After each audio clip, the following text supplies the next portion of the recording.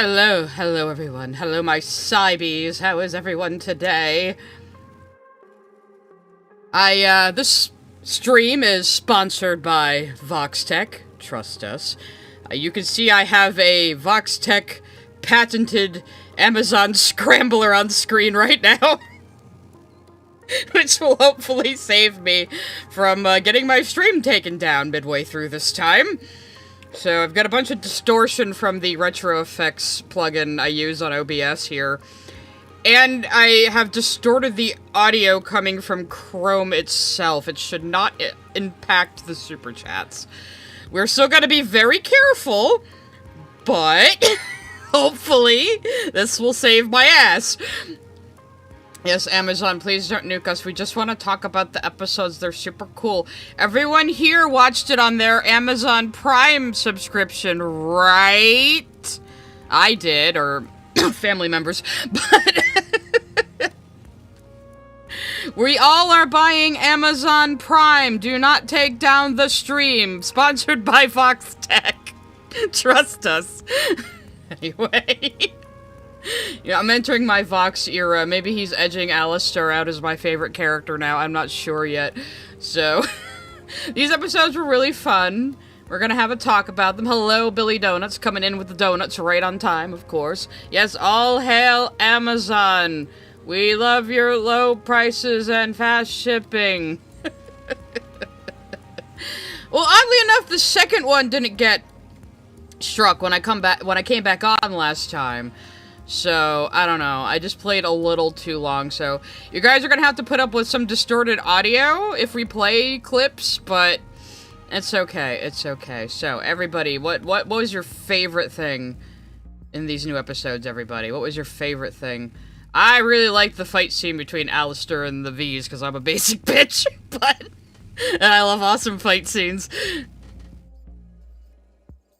It might have been, well, it was both. I was getting nailed for both visual and audio last time.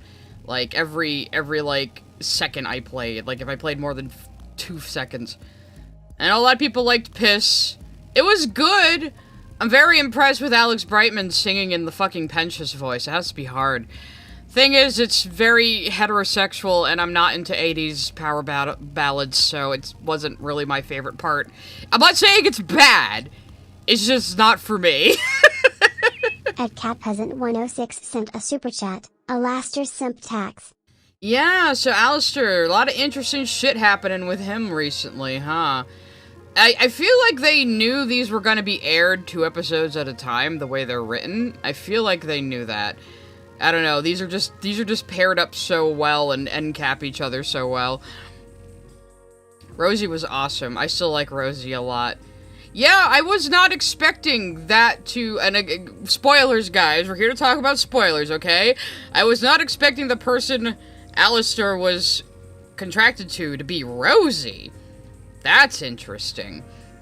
And the fact that she's the reason he came into hell instantly powerful, because he basically communed with her spirit before death, asking for power and making a demonic contract with her before he even died. And then he died the very next day. 305 sent a super chat. To think the thing that would get me to ship Sherry Snake is Piss. Funny how the world works. Well, I'm friends with EmmaSiteCC on Twitter, and she is the biggest Pensious fangirl on the internet, so I have been bombarded with Cherry Snake propaganda for the last, like, 2 fucking years. So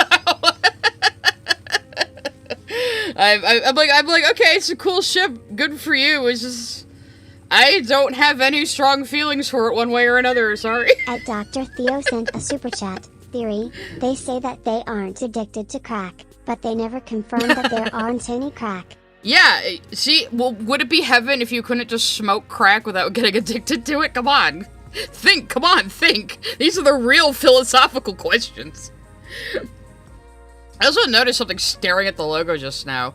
It might be hard to see with my stupid filters, but there's like an apple at the top, and then deer horns, and then a spider web, and then gears, and then like playing cards. And that represents like Lucifer, Alastor, Angel Dust, Pensious, and Husk, and then I guess the title is actually Charlie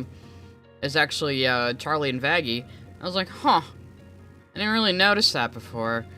Oh yeah, Nifty song, everybody liked Nifty. That one came the fuck out of nowhere like a fucking flashbang. I was just sitting there like, what is happening? Which I guess really was the mood, because everyone else was thinking that too. It came the fuck out of nowhere and it was awesome. I still feel like the pacing is a little quick, but it's definitely not as bad as season 1. Not at all, not at all, not at all. So, nobody saw her song coming. Is it okay, that during the Alastor Vox flashback, I felt the tiniest bit bad for Vox? My first reaction was, look at this fucking nerd! Maybe I'm evil. Oh yeah, so we're gonna have to talk about, like, the shit Twitter is saying, too. We're not gonna focus so much on that. We're gonna... Maybe we'll just do what we did before and just go over the episode bit by bit. A super chat. Pinky is mad this season. Yeah, I'm sure. Pink King already put out another video about Alastor. I bet it hurts him every single time somebody says Alastor got his ass kicked by Adam. I bet that bruises his tiny little ego. We might have to look at his other Alastor video if I do another Hazbin Hotel stream. I don't know, guys, because it's like, what fuck shit are you gonna say now? This is the guy who thinks Alastor should be like Omni-Man and just kill everyone. 17 sent a super chat. Got a HH Charm Necklace Advent Calendar. Immediately opened all of them cause impatient. Well, that's in the spirit of Hazbin Hotel, I feel, yeah. The stream might just be dying for you, Sylvester. I think everything's okay. Unless you're looking at the distorted image there, which is on purpose to save me from Amazon. Aria_days sent a super chat. Episode 3 was so hard to watch. I don't mean that in a bad way, though. I just felt so bad for Angel. Yeah, that was definitely an interesting turn. I really did like that. Yeah, that's for... We'll hate them streams or hate them streams. This is a positivity stream. Well, I'm gonna bitch about Twitter a little bit, because... I don't think Charlie was flenderized, and I really don't get the people who are saying that, to be honest. I'm gonna pause this... No, I'll pause the supers after this one. Works sent a super chat. Fave part of the Nifty song was she was actually helping. Just all the helpful parts were in a language nobody understands, lol. I know. That was great. Okay. That'd be a good place to stop my music. Sorry, Time Machine, you're awesome. So maybe we'll just go through the episode bit by bit. I could play my background music, though. Maybe something a little less intrusive. It's playing now. That's fine. That's right, you're late to stream. Rosie, you thought you could take on an Archangel, lol. Yeah, right? Like, lol. Alastor, come on now. Dana_brain sent a super chat. Late to stream tax. Nifty is best Nifty. Yeah, Nifty is the best Nifty. She sure is. So, we came back in medias res to, Charlie screaming. That was the start of this episode. And then she burst in and said, guys, Emily just appeared to me in a vision and told me that Pensius was redeemed and he's in heaven now. I don't have any proof of this or proof that I even talked to her, but trust me, it happened. And this is how this poor bitch is gonna just put her, just step in it every step of the way. This entire episode, just put her foot in shit over and over again. Jam sent a super chat. Nothing deep, but I love you, Keith David. I love Keith David, too. He was Goliath in Gargoyles. He was my childhood. And he was, Admiral Anderson, of course, in Mass Effect. I think Alastor does care about Nifty. We'll get there. Yeah, I thought Charlie said no more drugs. But this is kind of the conflict here for Charlie right now, is... She believes her hotel worked, but it's entirely on faith, basically. She can't prove it. She got a message from an angel that said it worked, and she's the only one who witnessed this. So it does kind of reflect, like, a lot of, you know, religious issues. Like, I can't prove that I had this experience because it was a spiritual one. I can't prove what I believe is right, but I know that it is. And nobody is listening to me. So, yeah. At 5 Kios sent a super chat. Tired bisexual tax. Charlie's gonna be a tired bisexual if she ever runs out of fucking energy. Where does she get it all? At Replica_Rabbit sent a super chat. Rosie is probably Rue, seeing she did way powerful. Yeah, a lot of people have been speculating that. Like Rosie, Rue, root of all evil, maybe? It would be interesting to know how she became a powerful overlord. But you'd think if she was Rue, she would have, like, people would have known she's been there since, like, forever, like the main sins, like Satan and all of them, so, I don't know. I'll have to see where they're going with it, but I like the idea that Rosie is this, like, ungodly powerful overlord, and she kind of, like, hides her power level behind her little, like, cannibal Mary Poppins facade, you know? At Miss Jasmine 305 sent a super chat. I have a theory / headcanon that Serpentius is gonna find a way to video call that giant TV that Vox gave the hotel. Ah, Chekhov's giant TV! Chekhov's giant flat screen! I didn't even think about that, Miss Jasmine! Oh! That's, intriguing, actually. And it would be exactly like this show to take a one-off joke like that and make it a plot point later. It fucking would, wouldn't it? Yeah, I like that, Miss Jasmine. I like that a lot. Alright, I'm just gonna go back to the plot summary and you guys can just interject with super chats. I mean, again, we're still kind of figuring out this format. Yeah, Susan died. We got the terrible revelation that Susan died.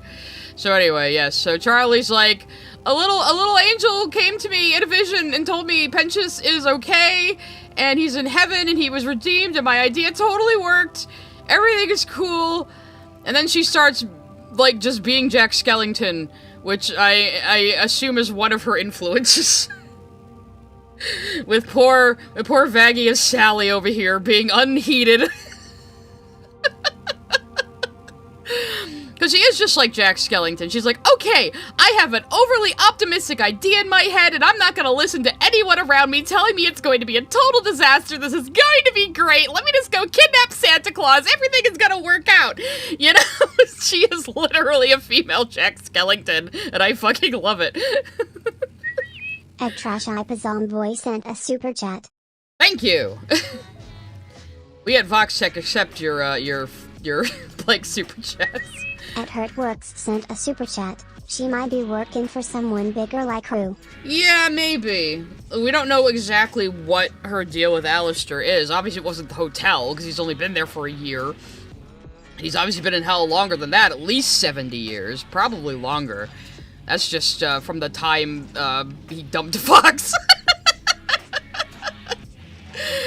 But yeah, so Charlie is Jack Skellington mixed with a Disney princess. She is not coping with the trauma of Pentious dying in front of her. She has just been told her idea worked, but she's seen no proof that it has, and she can't prove it to anyone else. And so she is so wrapped up in proving that she was correct, and then her mood is immediately ruined by seeing the fucking Zeppelin calling her a dictator. What is happening? There we go. Let me just get a good shot of it. At S.T. 0PM0SS sent a super chat. What do you think about the Hell of a Boss reboot? I like it, and I don't see anything wrong with them recontextualizing, Stolas and Blitzo's relationship from the direction it seemed to be taking in the pilot, which I don't know why so many people cling to the pilot, like, no, they can't change their minds on how this goes. Why? They're the ones fucking writing it. At Spill Your Guts 317 sent a super chat. Rosie is that bitch. Iconic. Rosie over here like, I'm hashtag that bitch, and I'm spilling the tea. She's At great. Dana_Brain sent a super chat. You see the memes pretending to be VoxTech propaganda. They're hilarious. Charlie violates her friend's boundaries. Vox donates to the poor. I mean, I'm just doing the VoxTech joke for my little screen scrambler I set up here for these Hazbin ones, so it's appropriate, you know. And we're listening to an instrumental version of Demons, even more appropriate. And also, I too like Vaggy with her hair up. Anyway, so yeah, so now her day is ruined. She just found out everything she went through was at least worth something. Penchas did get into heaven. And now fucking Vox is spreading misinformation and fake news about her. Etonwall Banks 9841 sent a super chat. 3 would have flowed better if the songs were swapped. Maybe. We do kind of just abruptly go into piss. You know? But again, Het Slop and 80s power ballad, I can't hold my interest, I'm sorry. At iCatslove1 sent a super chat. Charlie really is the child of the sin of pride. She is, and like, again, I'm comparing her to Jack Skellington, because both characters are very naive, very conceited, but they're not doing it to be an asshole. They just kind of can't help themselves, you know? And they're overly optimistic and positive, but they won't listen to anyone else until it's too fucking late, you know? So she's very similar to Jack, so I'm liking this direction with her a lot. But this is what is confusing me, like, all these people are like, oh my god, Charlie was flanderized, Charlie's out of a character. Like, how is this out of character from Season 1? She was always like this. She was always overly optimistic, ready to just rush off on her next exciting idea without listening to anybody. And we're seeing the actual, like, consequences of that now. You know, I mean, it usually is played for a joke, but it is her major character flaw. That she does expect this to just be straightforward and easy and just like, come on, because redemption is a good thing. What could possibly complicate this? She just won't accept that this is not going to be as easy and straightforward as she envisioned. At Albatross4920 sent a super chat. Charlie's making rookie mistakes, but 200 years lol. I mean, it's 200 years old, like, that's like 20s, right? By demon standards, maybe, I don't know. I mean, she's the daughter of the actual first woman and an angel, so I would say 200 compared to their lifespans is fucking nothing. Also, she's been pretty sheltered. That's the other thing. She's privileged and sheltered, and she's kinda blind to it, to be honest. And she just thinks everything could just be puppy dogs and rainbows if everybody just would hold hands and sing Kumbaya. But unfortunately, people are not that simple, especially the kind of people who would end up in hell. At Espionata5011 sent a super chat. Valentino's sunglasses are prescription because his vision is so bad, Yeah. which is great lol. Yeah, there's a shot. I think I posted it. I think I posted a tweet about it on my, Discord server. Hang on a second. I didn't even notice that the first time I watched. Let me see. Let me see if I can find it real quick.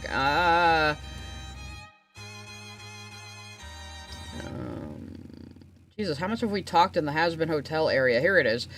Alright, let me just open it in the screen. Now it wants to download it. Fuck you. Alright, let me just get the tweet up. Devil's Dance Floor, very appropriate anyway. Of course, the screen's still distorted. Let me just turn off that layer real quick. Ta-da, there we go. Anyway, so you can see the edges around his, this is Valentino's POV through his fuck-ass glasses. And you can see everything outside of his glasses is really blurry. I love all the stupid jokes about his eyesight. Yeah, this fight is amazing. But yeah, like, my favorite Valentino line of the entire show still so far is when he's squinting at the little TV screen, looking at what they're doing at the hotel, and he's like, who is that guy? I'm gonna kill his whole fucking family! He's just, like, squinting with his face right up against the screen. I don't know, that always gets me for some reason.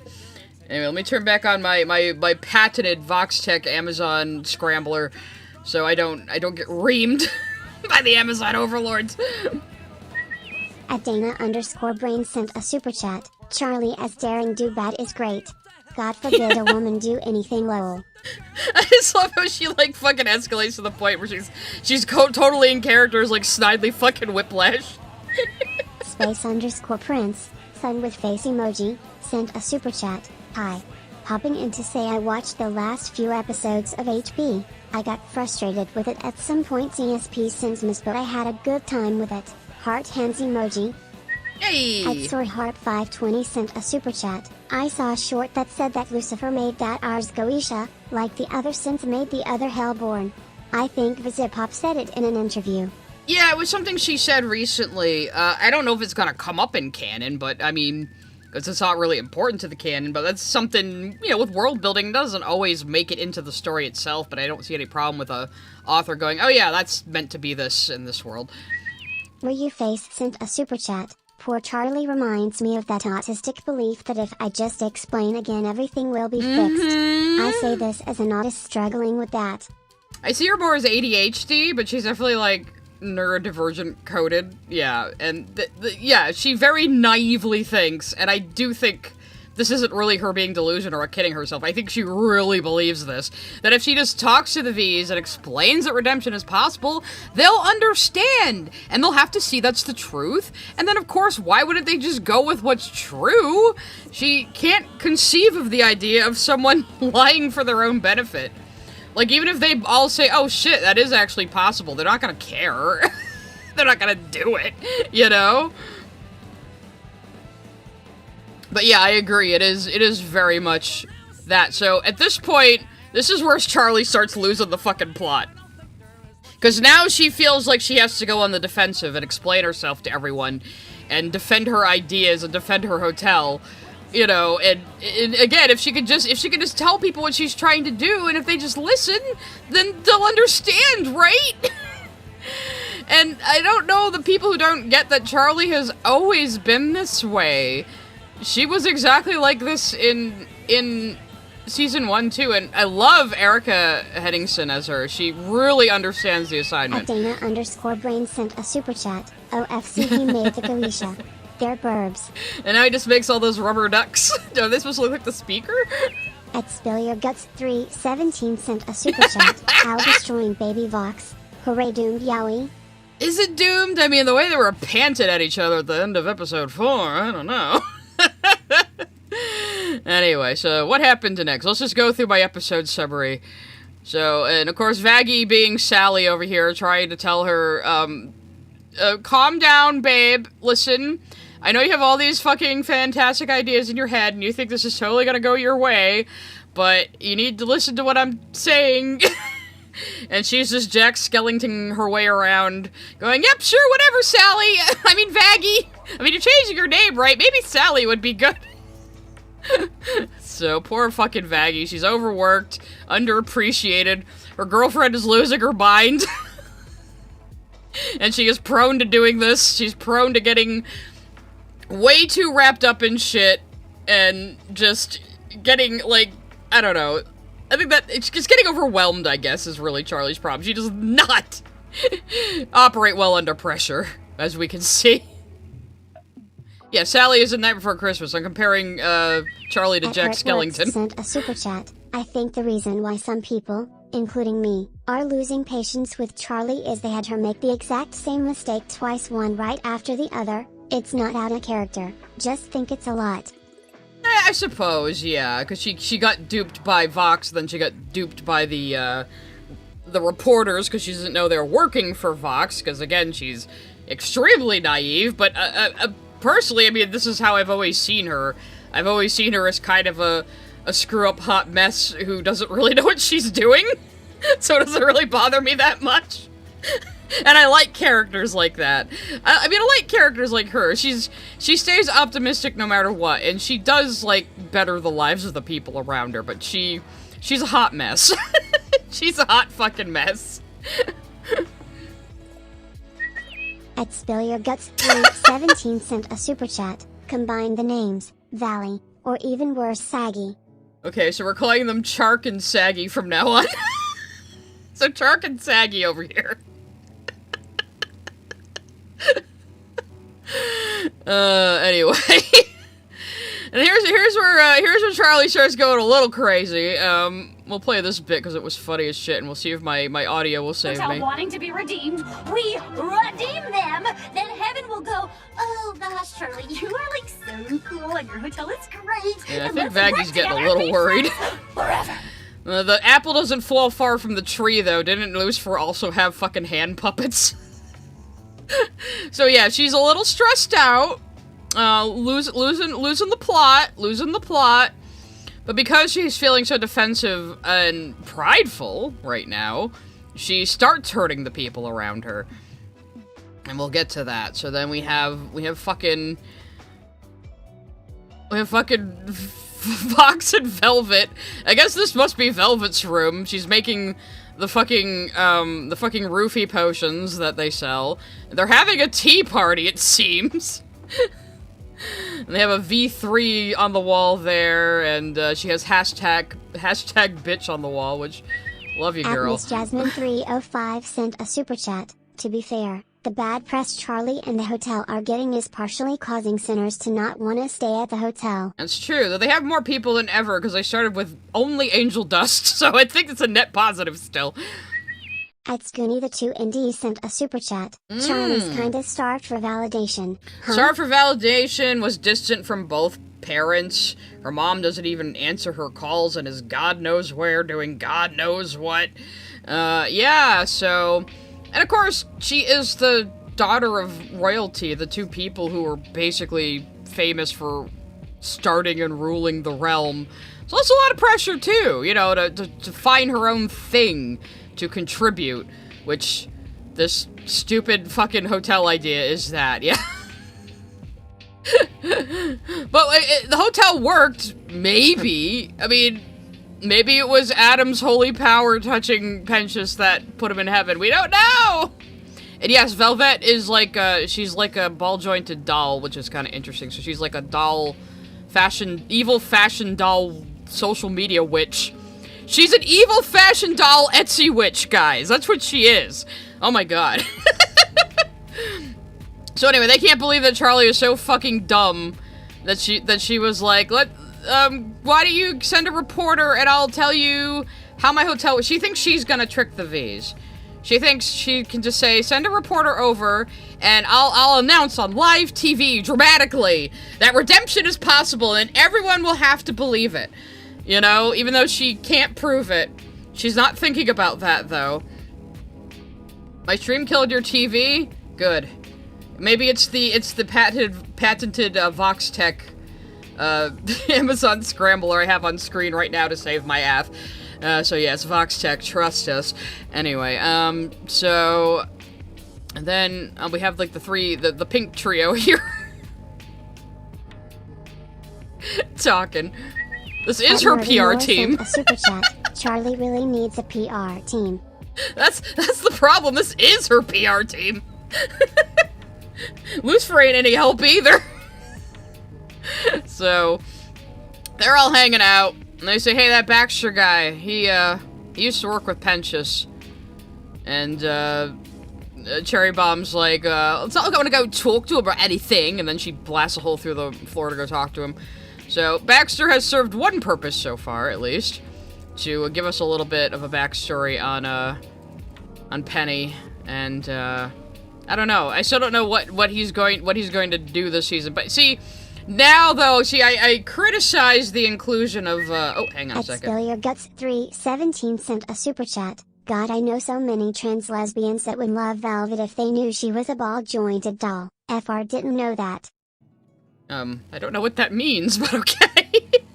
Anyway, I was saying, last season, I kind of criticized the inclusion of Rosie and Cherry Bomb as a little superfluous and cuttable to ease time, but now it does seem fitting that they had to introduce them in Season 1 in order to build on them here in Season 2.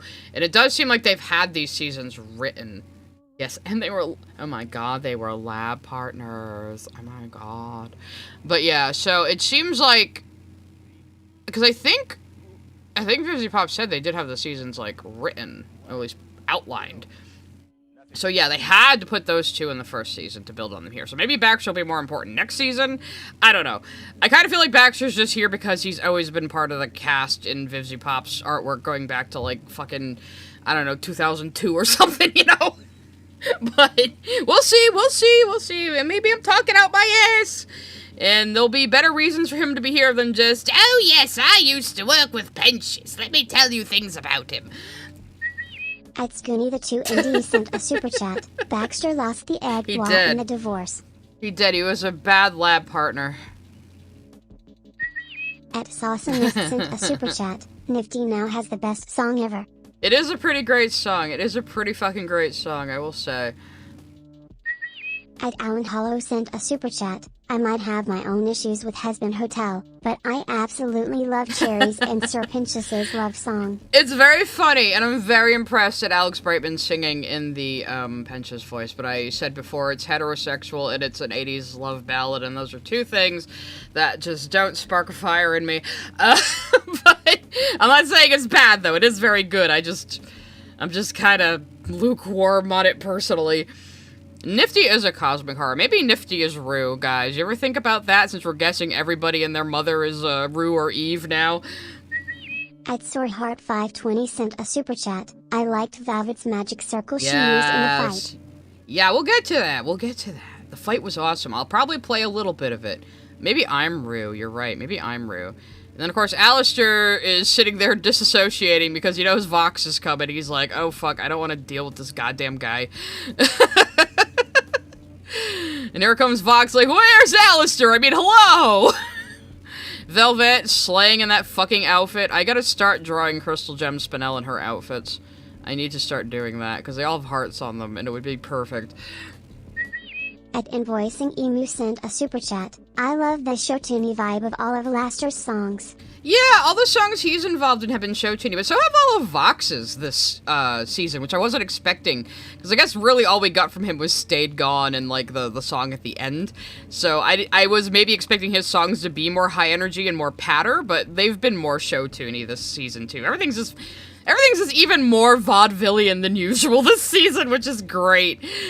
And that's the thing I always point out. People are like, oh my god, why is this show so red? Why does everybody wear hats and bow ties? Maybe because it's fucking vaudeville, idiots. It's like a burlesque show. For God's sakes, learn your fucking theater history.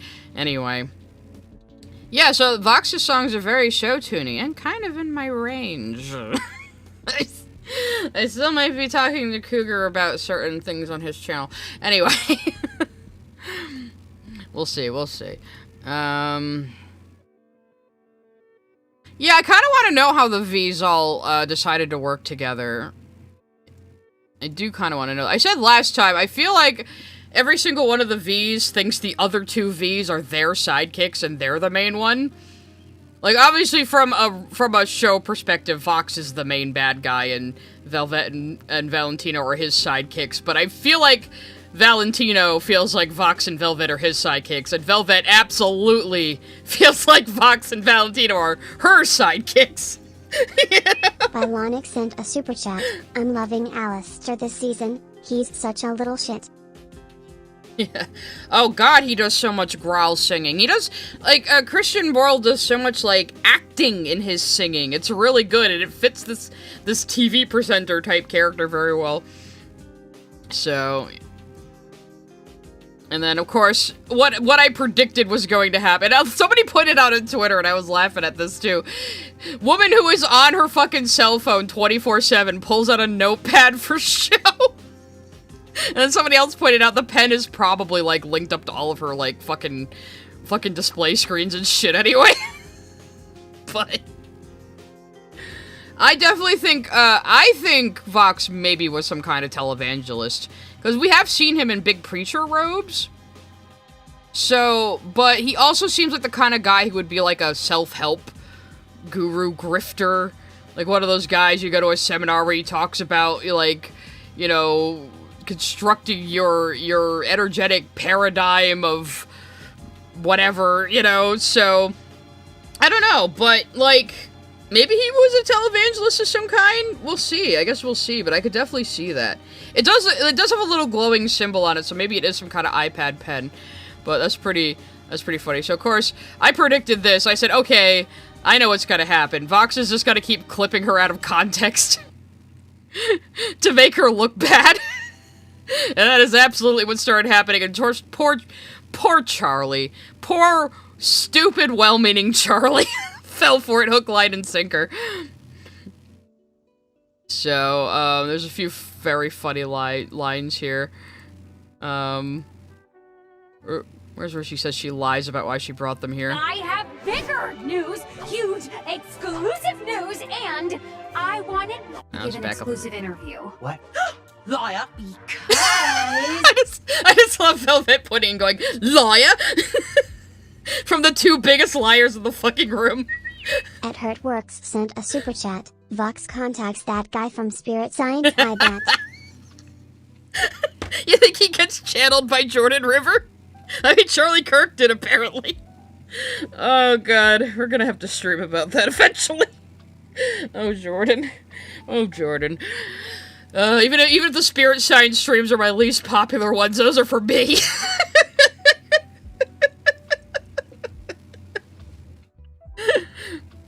You didn't miss much, Jaden. Didn't miss much. We got a little off topic there. So, yeah. This is, of course, everybody against Charlie right now is exactly like the commentary community, where they're just waiting for her to say something they can spin and call her awful and a liar while they're all being awful liars, you know? Same old, same old, same old. At Dana_Brain sent a super chat. I think Coolsville sucks. What'd this guy say about Coolsville? Owen sent a super chat. I hear a bit of Frank Sinatra and Vox's singing. A little bit. I'm trying to think of who he reminds me of, though. It's some classic singer, but just the way he acts and he laughs in his singing is so good. Like, it's a certain type of vocal performance, though, that is so familiar, but I can't quite place it. At S.T. 0PM0SS sent a super chat. Vox will probably be like a Fox News reporter like Bill O'Reilly. We'll do it live. You're right, he would be a Bill O'Reilly type. Maybe he was a combo of all three. Like, maybe he was a Bill O'Reilly / Alex Jones type, but he was also a bit of a televangelist, and he was also, like, a self-help huckster. I mean, fucking Alex Jones is also a self-help huckster. All of them sell those fucking vitamins that will, like, decay your liver if you have too much of them. Maybe I'm thinking of Bing Crosby? Maybe. I don't know. He does have that very classic theater showman type voice going, though. Which is really good shit and very, very fitting of the character. So, anyway, so they point out she can't fucking prove her claims and threaten to leave using reverse psychology on her. And she's like, wait, we'll prove it, I'll make it work, and then you guys will film it, and then everyone will know, and everyone will say I'm great and right and correct, and everyone will want to be redeemed, and the hotel will be a success. Because that's all she's thinking about right now, is basically, she is being prideful. She doesn't realize it, but she is being very prideful, because it's her idea and her reputation on the line. Not even her reputation, it's the validity of her idea that's on the line. Like, this has to work, you know? She won't accept anything else. At Scones and Jam sent a super chat. Alright. I need Vox and Alastor to do a newscast banderole the news reporters from Futurama. Do you think Alastor would agree to even participate in that? I mean, he just agreed to be his prisoner, not to, like, do what he says. Oh, yeah. I would say Christian Borle's Vox singing is a lot like Alan Cumming. I would say that, yeah. At Spill Your Guts 317 sent a super chat. Televangelist maybe, but I see that he had a cult compound and the reason he's a TV is that they got Storm live on air and that's how he died. Maybe, because that would be a little bit more like Waco, but he could just be every cult leader. I could see them doing that too, because a lot of people were wondering, is he more of a Jim Jones type, which I don't really see. So he could just be like a bit of every cult leader. Which, I don't know, that's how I'd do it if I were writing this, but we'll see. So anyway, yeah, so they use reverse psychology on her. And, here's Cherry talking. I know you guys all love your het slop, but we can talk about it, though. We can talk about it a bit. I mean, again, him just singing in that fucking voice is crazy. Play a little bit of it. It's gonna be distorted, of course. Alone in the golden skies, lost in a Seriously though, hitting those notes while slurring and doing the that's complicated. That's complicated as fuck. Like, holy I can't even imagine. It's so hard to, like, do a voice and sing at the same time, you know? But still sound convincingly like that character. He is so fucking good, man. I don't want to play too much of the song though. That got me in trouble last time. Well, yeah, obviously they do auto-tune and produce the sound of the singers. They're not doing this live like a stage show, obviously, but still, it's impressive. They did do a stage show though. They did have a Hazbin Season 1 little live show.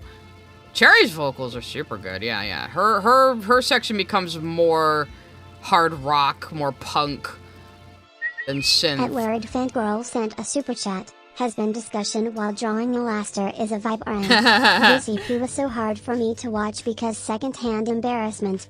First time me catching one of your streams live. Hey, well thank you for the super chat and welcome to the stream. You got secondhand embarrassment watching Alastor debase himself? Maybe? Yeah.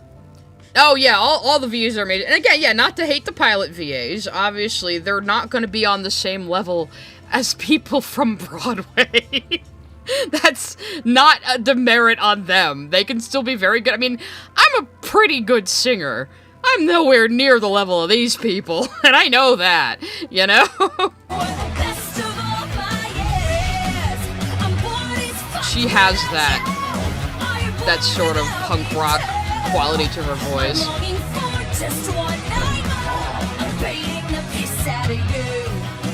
So it starts as like a more like low-key synthy 80s love ballad, and then it turns into more of a punk rock with her, which is a pretty good little leitmotif for these two. At Miss Jasmine 305 sent a super chat. Sir Pinchas's hissing in the song sounds like Lit Fuse's BTW. Oh my god, Miss Jasmine, you are cooking tonight. That's another thing. That's like another detail I didn't even think of. That's a good point. That's really cute. That's really clever. God damn it, stop cherry snake pilling me. I get enough of that from Emo. What was I even gonna say? Vox, when he talks, sounds a little like Mark Hamill Joker. Kind of. He's kind of that. Yeah, he's always kind of giggling almost under everything he says, you know? So their song is good. I'm not as invested in these two as other people, that's all. So, it's a funny song, too, because of course it's called Piss, a Love Song, which is great. And then what happened? Charlie's losing. Oh, yeah, they're like, Charlie, why the f-? She's doing, like, the pointing meme. I just noticed that. That's a good Vaggie right there. I like that one. And so everyone's like, why the fuck are the V's here, Charlie? Hey, can I borrow you for a sec? Charlie, what the unholy fuck? When you said you were messaging VoxTech, I thought you just talked to some reporter on the street, not the fucking media overlord. Confirmation he's the media overlord. I suppose. Doesn't count social media. And then, of course, Angel Dust is like, Charlie? He's friends with my pimp and abuser. Shitfuck Boss Valentino and a pot of the V's? And you still let them in here? The Fox is probably broadcasting to Val. Oh, fuck. Charlie, listen. So, you know, very reasonable crash out from Angel Dust here. But of course, Charlie's not thinking. Charlie's brain is currently exploding in way too many directions all at once, and she is starting to neglect her friends and what really matters. So, right now, her primary motivation is to prove to everyone that her thing works, and she's being antagonized by the V's, who are just poking and prodding her and getting her more stressed out and more panicked. It just fucking closer to a nervous breakdown. You know? So yes, for the people on Twitter who are confused, this is a bad thing Charlie is doing. It doesn't mean she's a bad person. It doesn't mean she doesn't care about her friends, but she is currently beginning to hurt her friends because she is getting so wrapped up in proving for her own pride that her idea works. And again, she only knows on faith that it works. She hasn't seen the evidence herself. Only she heard what Emily said. So to anyone else, it's her saying, I had a vision from an angel that Sir Pentious is in heaven. Everyone just believe me, you know? And she just won't listen to anyone that just very ardently trying to prove this to people who aren't going to have her best interests in mind in the first place is just a bad idea.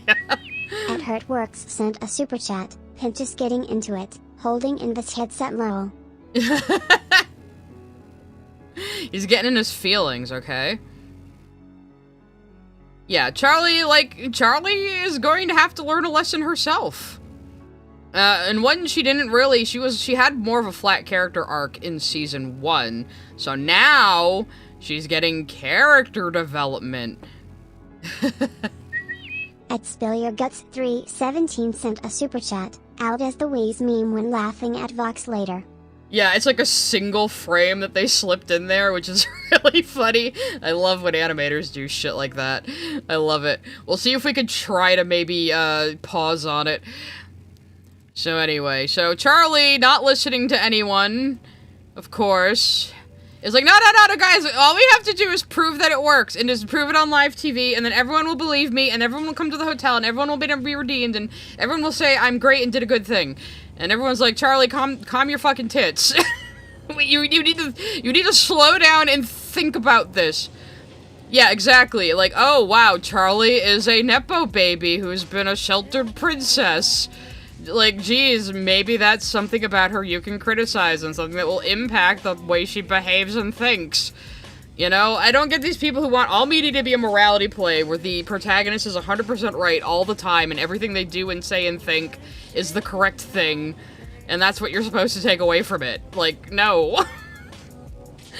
Like, we're being shown all of these very different characters with conflicting ideas, and how they wrestle with this concept, this core concept of is redemption possible, which is something we as humans have yet to answer. So I don't think this show is gonna answer it. It's presenting different views and exploring them. Sometimes that's what fiction does. It doesn't have to have an answer for you.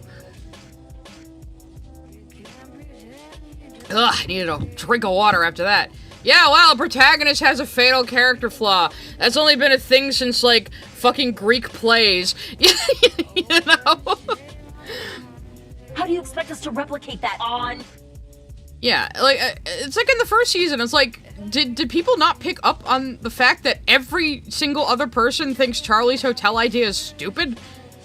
Like, even Vaggie doesn't necessarily think it's gonna work, but she wants to support her girlfriend. And everyone else just wants to support Charlie without necessarily thinking the hotel idea is actually going to work. Like, that is supposed to, you as an audience member are also supposed to doubt it's going to work. Like, how do people not follow this? No, Charlie hasn't learned her lesson yet. Like I said, she had a flat character arc in season 1, and now in this season she's going to get development and have to learn a thing or two. So, we'll get to the train rescue. Oh yeah, let's watch this little bit. This is really good, actually. Let me pause my music real quick, too, actually. You're still stuck down here with me, and we've down a couple of rounds. I would love to be stuck down in hell with you drinking booze, Keith David. You both Sounds like a finished. good time. That Big sounds like time. a good time. I'm All talking about right, this so I show don't get me cucked by Amazon. redemption. Step 1, say you'll get it done. Make redemption your resolution. Step 2, bid the booze adieu. He smashes the damn thing. For absolution. Step 3. Okay, pausing real quick, just so I don't get, I'm scared. I'm scared of Amazon, even with my patented VoxTech scrambler that will always work and never fail. Obviously, because it's VoxTech, trust us. Adieu. Sober minds prime for absolution. Step 3, dignity. Try dressing more modestly. Step 4, feed the poor. Ain't you that fancy whore? 5, 6, 7, 8. Come on, buddy, concentrate. Change some babies and help old ladies across the street. Just chuck that old lady. Come on, angel, you're far from shameful, just misunderstood. You can be good for good. All you skeptics pay close attention. So yeah, a lot just happened there. So, basically, she is getting stressed out that it's not working. She does care about Angel, does want to help him, but right now her priority is just to prove that her idea works. So she's not thinking about what Angel wants or needs. So here she is putting him on display, basically tearing down everything about him. Like saying, oh, okay, so I know what'll redeem you. Stop drinking, stop dressing like a slut, you know, take away all these things, that make you you, and, clearly this will work now. Why isn't it working? Why is it, Penchus was redeemed by now. Why is it going wrong? So, and again, she's trying to impress two assholes who don't care about this to begin with, and just want to tear her down. But now she is accidentally hurting Angel with this nonsense, you know? Because she's stressed out, and she is so blinded by her own need to prove that everything she's been doing, you know, was for the good, the greater good in the end. Penchus dying, you know, the big war, all the other people that died during the fight with the angels, etc., etc. That it all had to be worth it. She has to prove it was all worth it. So, but poor Angel Dust is kind of getting tossed aside here. She's, again, so this shot is very deliberate of her just basically putting him on display and making him dance, to make her look good, you know? And then she starts comparing him to Penchus. And of course, Penchus is going to be her, and she starts getting more and more freaked out as the song goes on. 13, 14, 15, 16, fertilizer, faster, quickly, wire this top cannon, build a rocket. And then she just loses her mind and dresses him as Penchus by the end. And then she realizes, though, like, oh, well, maybe what worked for Penchus doesn't work for everyone. So we just have to figure out what Angel Dust's sin is, because whatever Penchus did was against whatever his sin was, probably. She doesn't actually know how this works. I mean, it's possibly correct, from inference, but this is a good, yeah, I love her singing voice, too. She's so damn good. This is another one that's very show-tuney, very jazzy, you know? But, yeah, so she's making a huge mistake here, and then she finally loses her fucking mind and dresses like Snidely Whiplash. There's a line she says here, like, what does she call herself? Debbie Do-Wrong? Diabolical Dammy Do-Bad! Oh, Dammy Do-Bad, Debbie Do-Bad, whatever the fuck she just said. So at one point she's like, Debbie Do-Bad doesn't listen to her friends! And it's like, that seemed like a very purposeful line, because yeah, she is not listening to her friends right now, and she really fucking should have. Is it Danny? Oh, Danny Do-Bad. I couldn't quite understand what the fuck she was saying. I'm still gonna call her Debbie Do-Bad. I like that better. So, she's getting a little too, for whatever reason, fucking Velvet changed outfits again. She changed into a cowboy outfit to match the theme, I guess. What did she have? Did she bring that with her? Did she just make that while they were waiting? It was a big, strong man willing. Anyway, I didn't mean to press play, but let's listen to her be. And of course, she can stop the train at any time. At Scoony the 2 ND sent a super chat. Watch Charlie. You're right. This is what Charlie. What have we called her this? What have we called her so far? Chack, and now what Charlie? And of course, Nifty was the conductor. She wasn't gonna fucking Hollow stop. sent a super chat. Husk is pulling that damsel outfit off quite well. He is. So, and of course, Vox fucked with the train. He was like, oh, I saw you could actually stop it. I fixed that, by the way.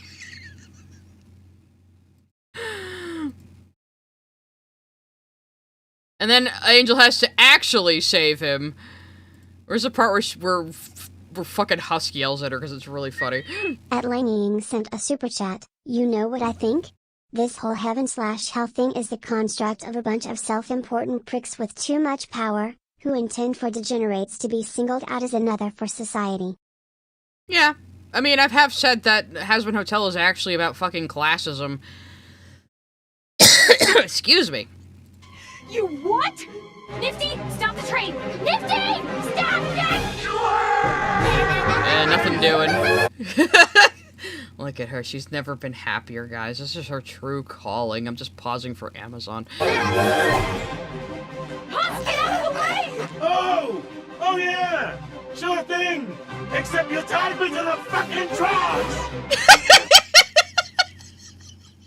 I just love that line read from Keith David. Oh yeah, sure! It's like the tie me to the fucking tracks!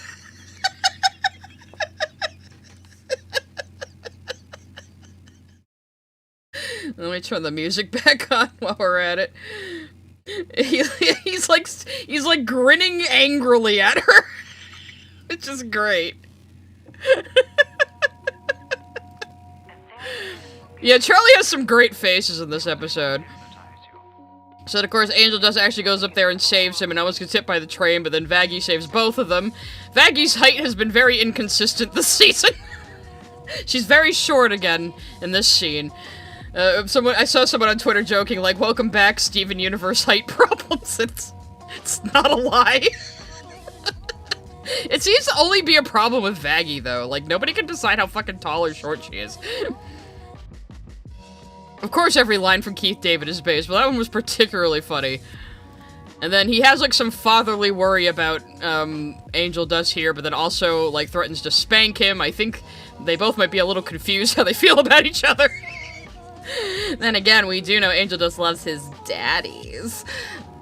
So, I'm sorry I said that. Oh my, oh woo.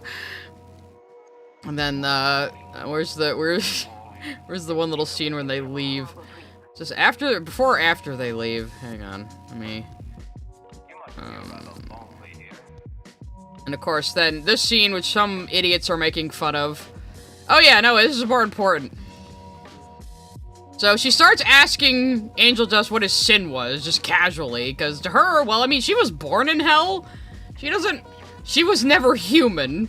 She never lived on Earth, so hell is her only point of reference for anything. So of course Charlie doesn't really understand how taboo it might be to say, oh, so what put you in hell? You know, what you in for? She doesn't really understand that might be a taboo. It seems like something that sinners don't really talk about. So I saw a bunch of people saying that, I gave people too much audio opportunities, so now I'm gonna be clipped out of context. At Scoony the 2 ND sent a super chat. Fun fact, the I'll thank you line was an ad-lib by Keith David. Vivsy liked it so much they kept it in. I gotta tell my friend who really likes Husker Dust that. That's great. Oh, somebody else is confirming it. Sent a super chat. The spank line was improvised, but Viv liked it. I love you, Keith David. Maybe the pause before he says it, even. But yeah, I saw somebody like, well, how come we just didn't get Pentius's like sin story in season 1? Why didn't he just tell people that he didn't stop a serial killer? I'm like, well, maybe it's not something sinners tend to talk about, and this kind of confirms my speculation that maybe sinners just don't talk about, you know, what they think put them in hell, you know? At Direwolf181 sent a super chat. Can I say Vaggie has become one of my favorite characters this season? She's one talking the most sense. Charlie needs to listen to her more. Yeah, Vaggie's at least a little more involved this season. She hasn't really had development yet, but I mean, she is supposed to be that sort of, counter to Charlie's energy. That's why they work together. But she's not really, like, the straight banana either, like this, the killjoy, so, you know, it's good. At Soreheart520 sent a super chat. Charlie, use your dad's keyblade to save them. He did have a keyblade, didn't he? But anyway, what was I saying? So, yeah, so she's like, oh, well, let's find out what your sin was, and then we can redeem it, you know? That's fine, right? Angel does, and he's like, Charlie, I don't really want to talk about this. Remember boundaries, Charlie? Remember? It ain't that easy, Charlie. Now drop it. It really isn't. It isn't. Don't you dare, asshole. Tell me, Princess, what exercise could one do to be forgiven for being Stop. murderer? Murderer! Not what you would expect. So think about it. All the things Charlie was doing to try to redeem him was like, stop being a slut, stop doing drugs and drinking, and you would think those are the things that put Angel Dust in hell. No, fucking killed somebody. Which, well, let's keep going. You shut the fuck up! Don't you dare call me that! Killed your dad, right? At least that's what Val told me. What did he do? Hit you? Oh no, Velvet muted him! So yeah, killed his dad. Not what you'd expect. It just goes to show how it's kind of a bias against people like Angel Dust. You would think, well, being a whore got him in hell. Well, evidently not. You know? We don't know why he killed his father. We do know he was in a mafia family, so not unusual. But he could feel bad about it still. I mean, if we're going with the logic that people's own feelings that they're bad put them in hell, I mean, yeah. And people who like being bad, of course, are never gonna fucking leave. At Miss Jasmine 305 sent a super chat. Pinchas literally broke down crying when talking about it in episode 2. No way would he open up like that to other sinners and Hellborn's an ass one. Exactly. The way people try to engage with this show, just to nitpick it drives me fucking crazy. At Crossover Productions 2395 sent a super chat. Honestly, Angel Dust has every right to be mad Charlie after that.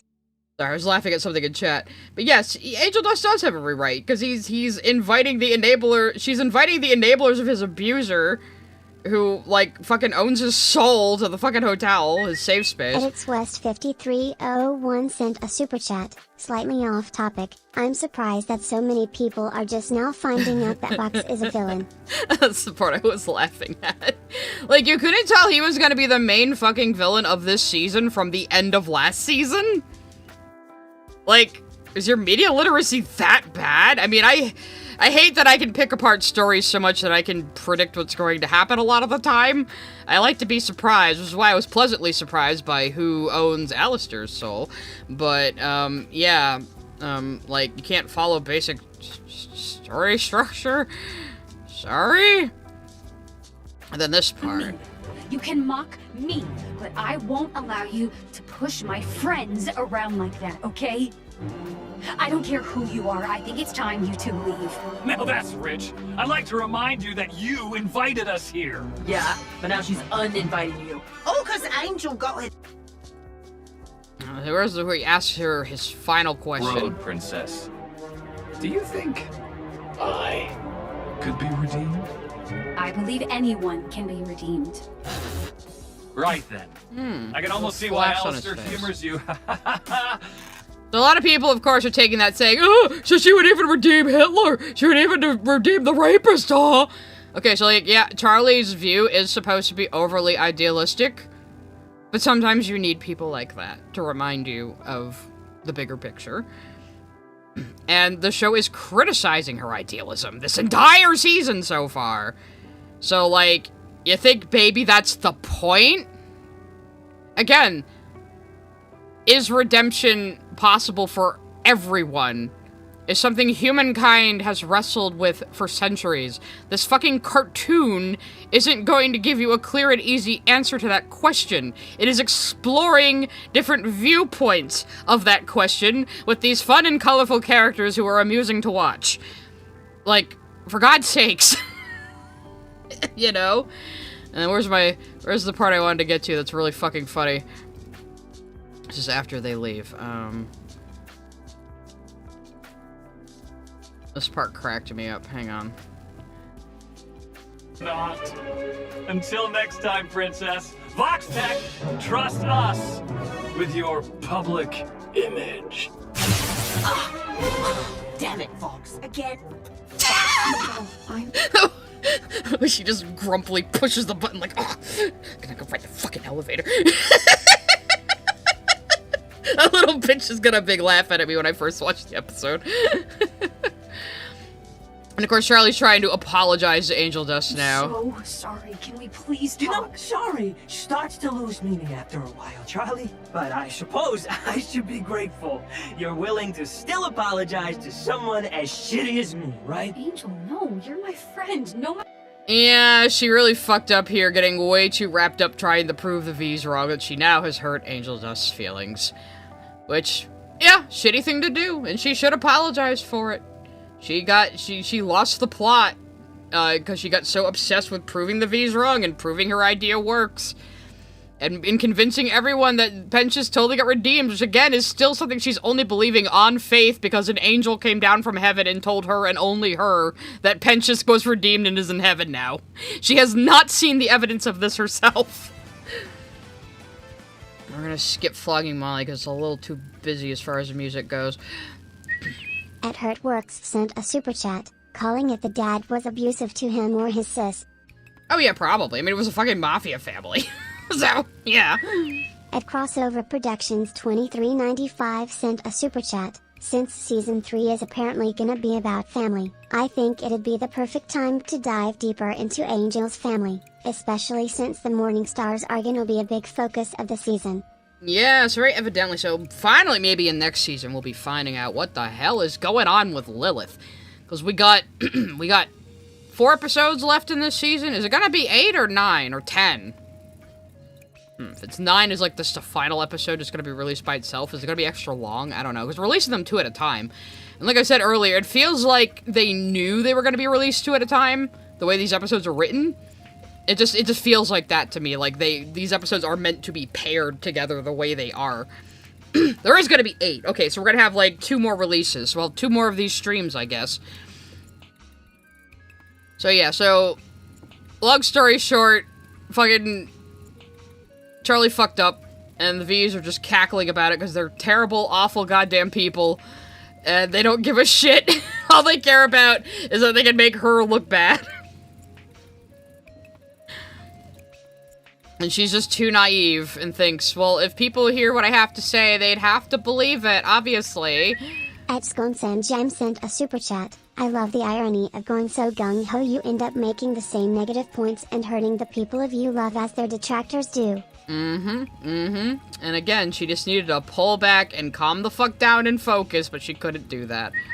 At Hurtworks sent a super chat, can be redeemed doesn't mean should / deserve to be. Yeah, or that, yeah, can be redeemed, but they'd have to, you know, actually do the work.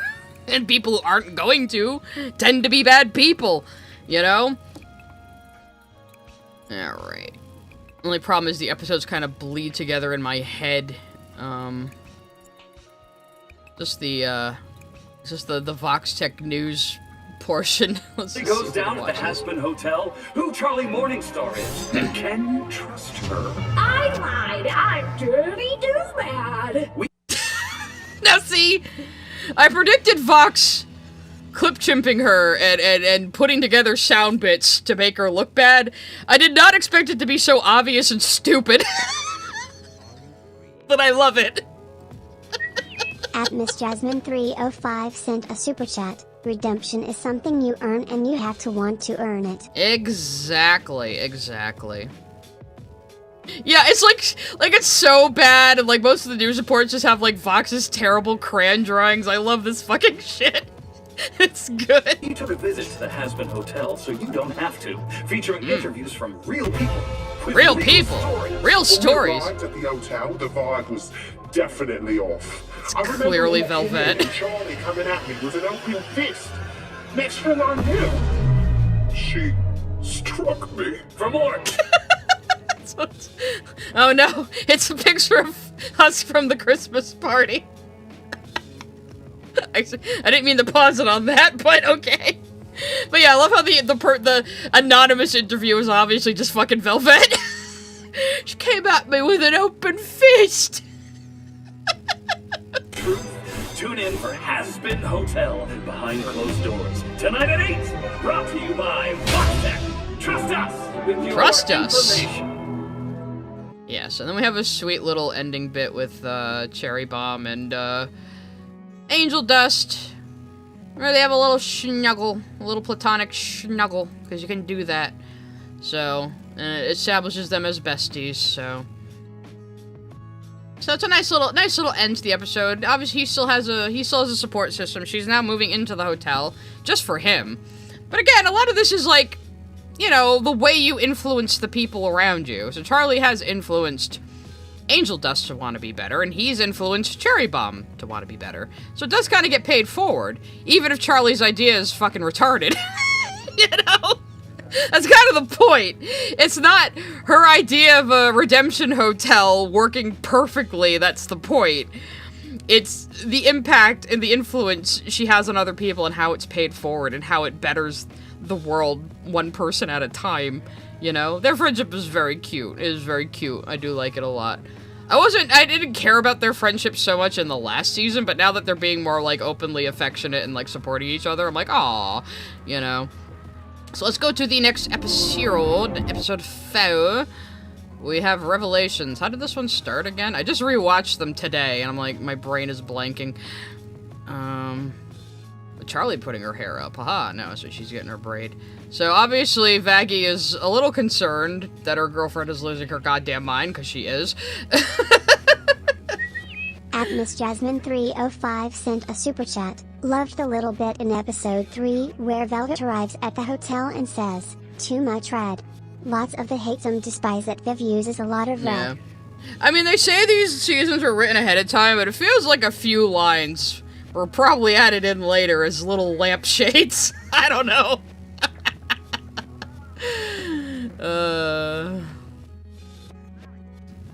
What theory did Katie Killjoy confirm by accident? Okay, we have to let everyone see the thirst shot of Alastor, I suppose. I know some of you freaks out there are gonna want to see that. Keep holding down the fort. You're doing great, by the way. If Aggie, control your ADHD girlfriend. Put her on a leash. Why did she bring Nifty?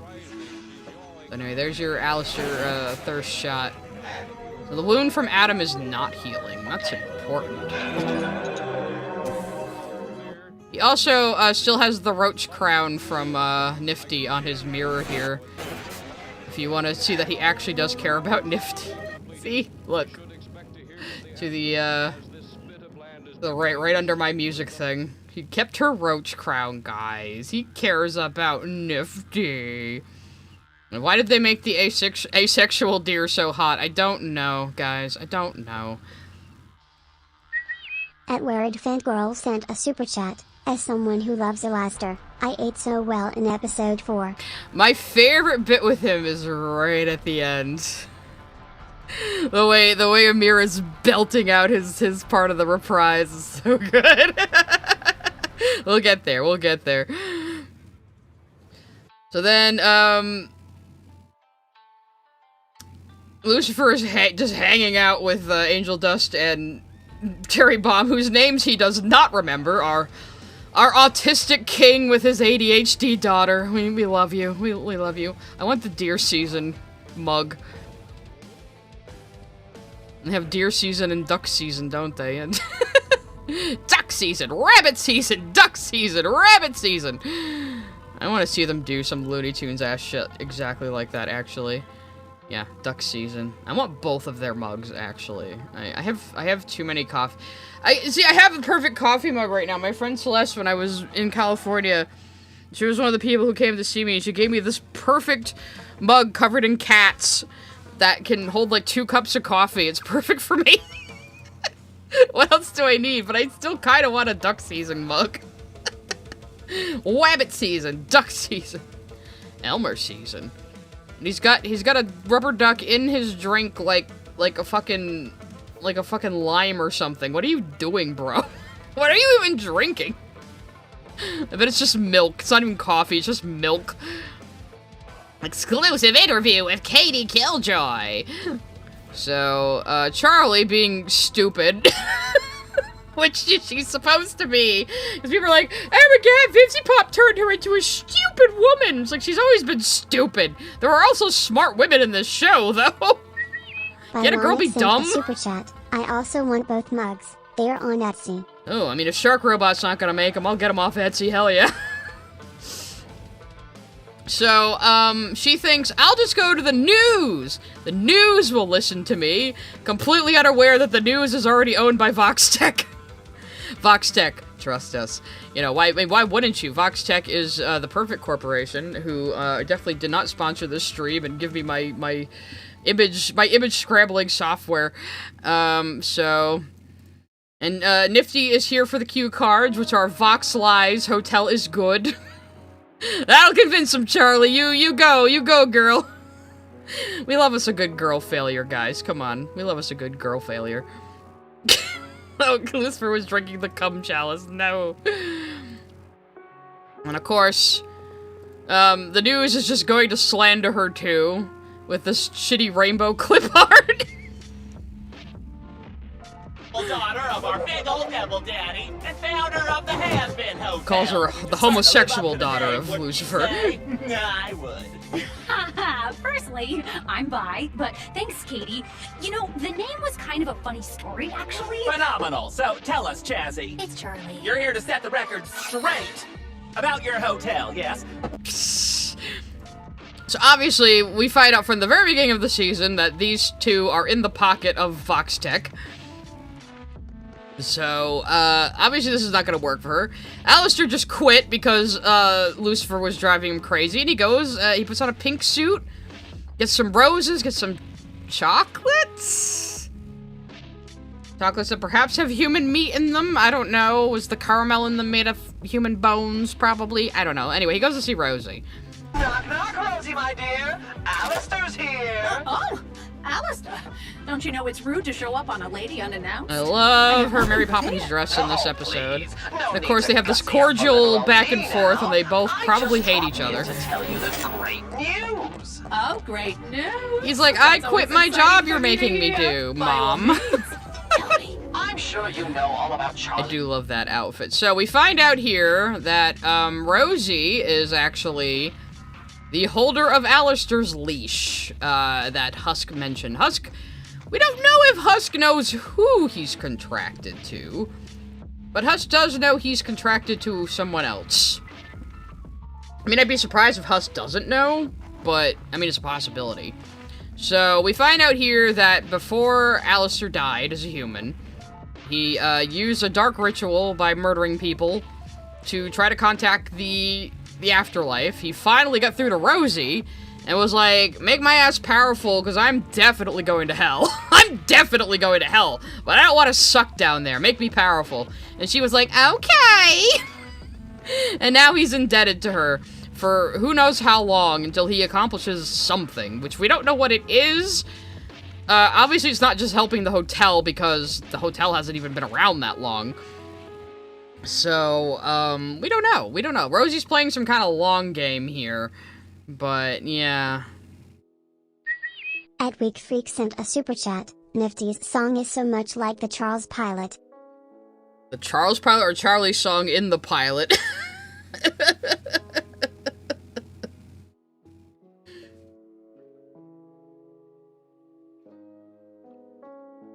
Oh yeah, well we'll talk about the timeline of the exterminations, which a lot of people aren't happy about. The 2 Indies sent a super chat. Rosie's VA, Leslie Rodriguez Skritzer, really gets to show off this episode.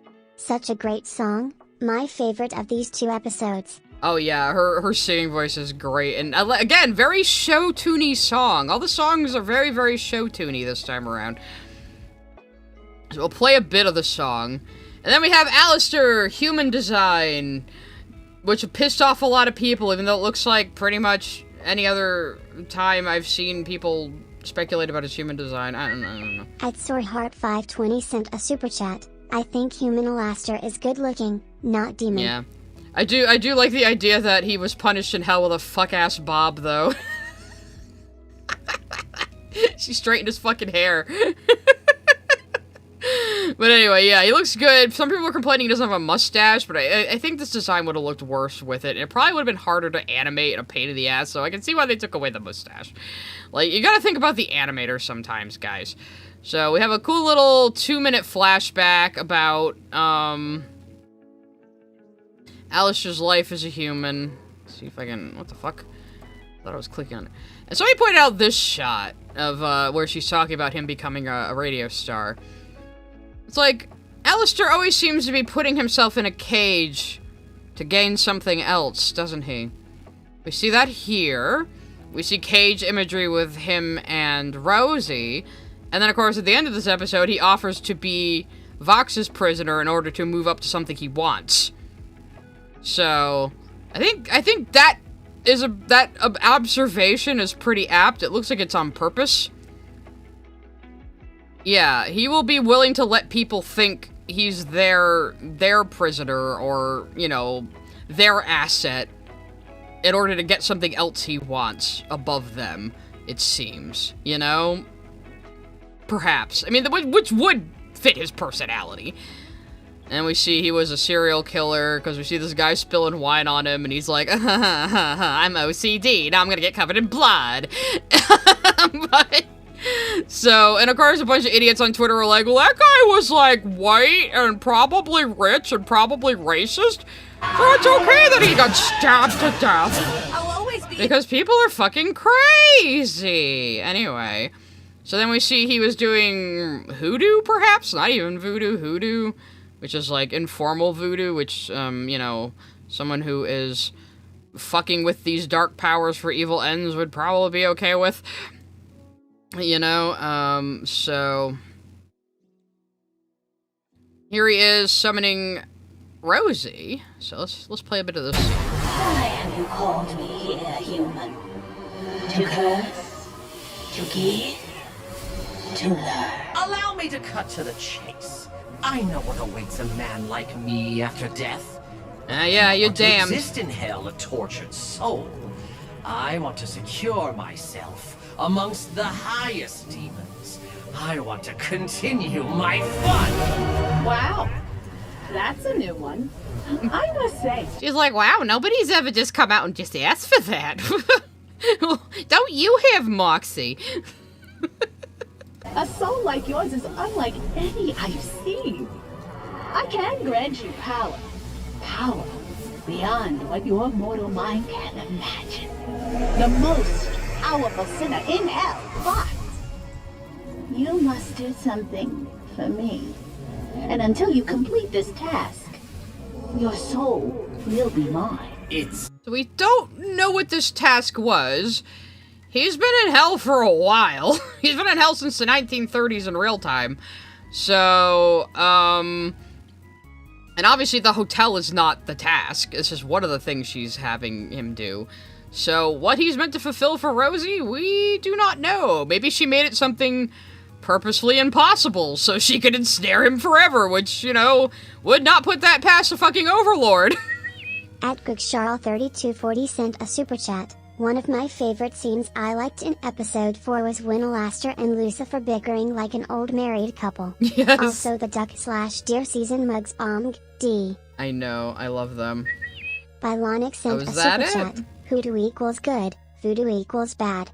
I don't know, I saw somebody say that hoodoo is informal voodoo, and of course, voodoo can have good and bad practitioners, and of course it's voodoo, V-O-O-D-O-O when it's Louisiana, and vodou, V-O-D-O-U when it's Haitian voodoo, which was the original religion. It's complicated. But anyway, so they've really pulled back on it. This seems like just a normal satanic fucking ritual. I don't know. So... At SpillYourGuts317 sent a super chat. Al unalived that guy cause he ruined his fit. Fair. You're like, I relate to that. At SwordHeart520 sent a super chat. I think Lucifer is part of this task. Maybe? I don't know. So, I guess we'll see. I guess we'll see. We got 4 more episodes. But, we're gonna see somebody else freak out at their fit being ruined, a little later, too. At MissJasmine305 sent a super chat. Maybe Alastor's task is to protect Charlie. He does make a deal with Vox to not touch/hurt her. I don't know. Because, like, it seems mostly he's been bidden to help the hotel, not necessarily protect Charlie herself. But, again, I guess we'll see. So let's watch his death scene, which... This seems to have been canon about Alastor since, like, fucking... Vivzipop conceived of him, that he was shot in a hunting accident, and that's how he died. Mistaken for a deer and shot while hiding a body.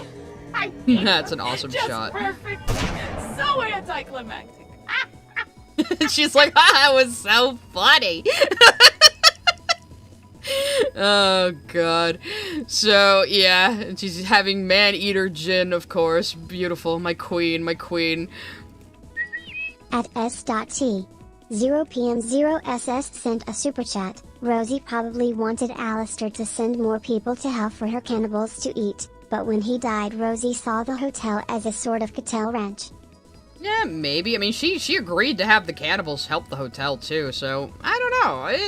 We'll see what the fuck she's up to. Maybe she's crazy. That's also a possibility. But oh shit, I was gonna say something else about Rosie, and now I completely forgot. Now let me just take the next super chat. At ActionFan19 sent a super chat. Something partly implied here is all those stories of people making deals with the devil they might have been made with overlords. Yeah, exactly. So, and an overlord seems to derive their power from how many souls are under their control. So, at least that's how it works for everyone else. I don't know about Alastor. He seems to just kill other overlords and only has Husk and Nifty as his minions. So, who the fuck knows? So they have an awesome song. We should at least play part of it, because it's really fucking good. You are my pets. I say when to sit and stay, roll over or go fetch. Don't you forget, there's no way out. You're a debt until the day you settle your account. She seems to be awfully permissive with him, though. But again, I feel like Rosie maybe hides her power level.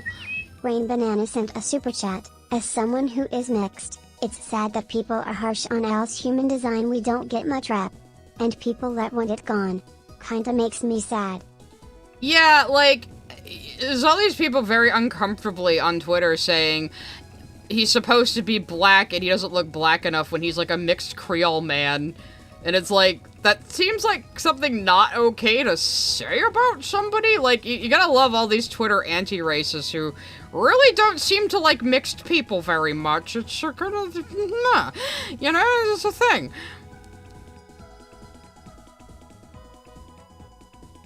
I think the hunter is human Vox Vincent? No, but you reminded me what I was gonna say. I think Rosie made that hunting accident happen somehow. I feel like she might have. I just have a feeling. Either just through, like, fate or demonic powers or something. I feel like she made that happen. So, like, isn't it funny you made a deal with me and then you died the next day? What a coincidence! You know?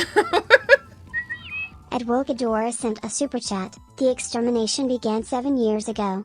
Alastor disappeared for 7 years. Rosie has golden magic instead of dark magic.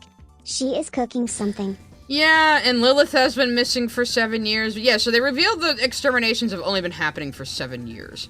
So it seems they've been happening for as long as Lilith has been gone. I don't really have a problem with that timeline, because 7 years, the 7 years both Lilith and Alastor have been missing have always been emphasized, and they've always been important from the first season, so I don't know. Like, are we just gonna assume this was something that was going on the entire time Hell existed? Because that doesn't seem possible. They would have killed everybody by now. You know? What you think?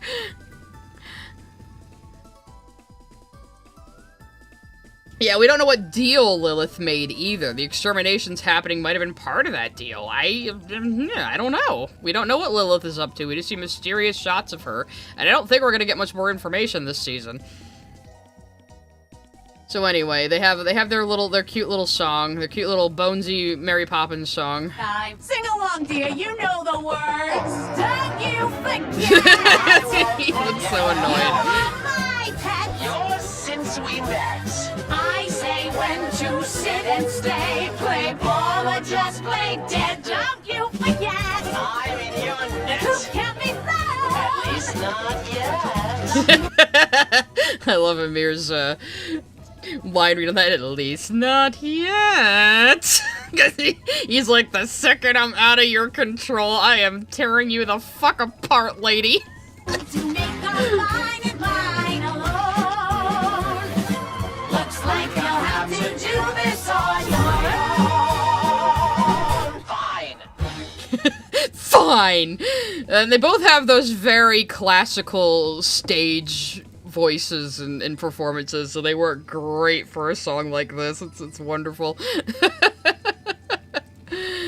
Alright, so now Alastor's freaking the fuck out, and he's like, okay, the fuck can I do now? How can I get out of this? Come on, Alastor. Come on. There must be a way. Oh. Oh, that's clever. And here you see in the background the memorial plaque on the bench. It says, "In memory of Susan, wish she'd die again."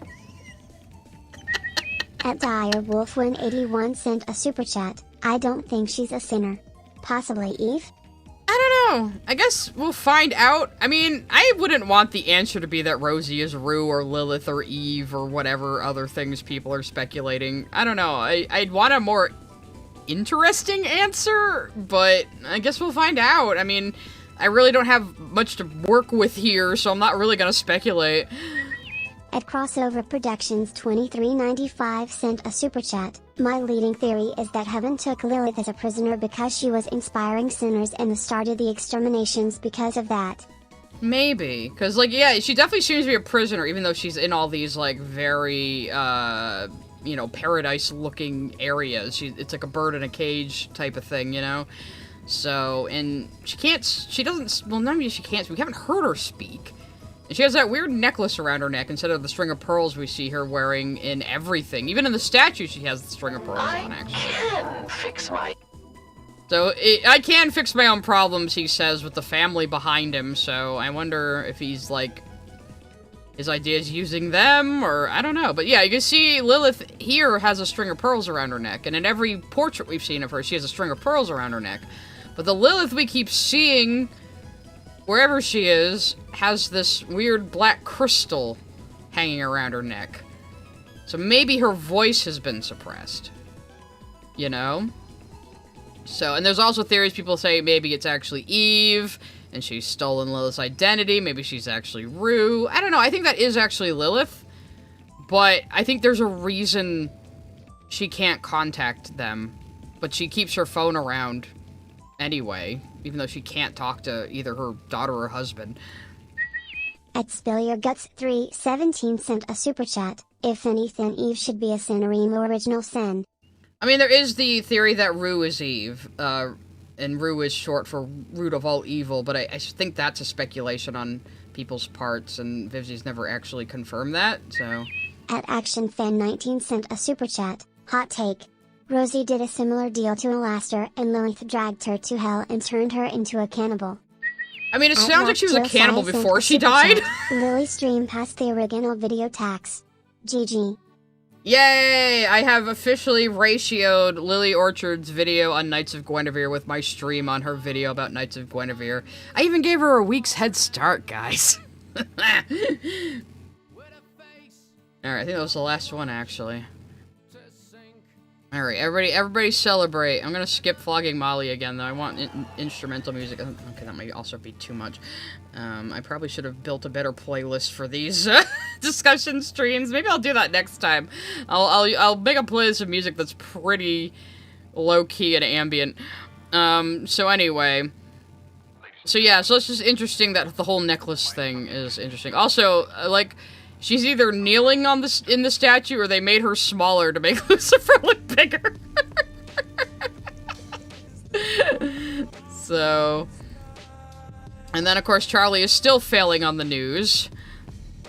And, what the fuck? I missed this picture last time. What is that? Brandon, what are you saying now? At people. But I would never act. Oh, yeah, here. Yeah.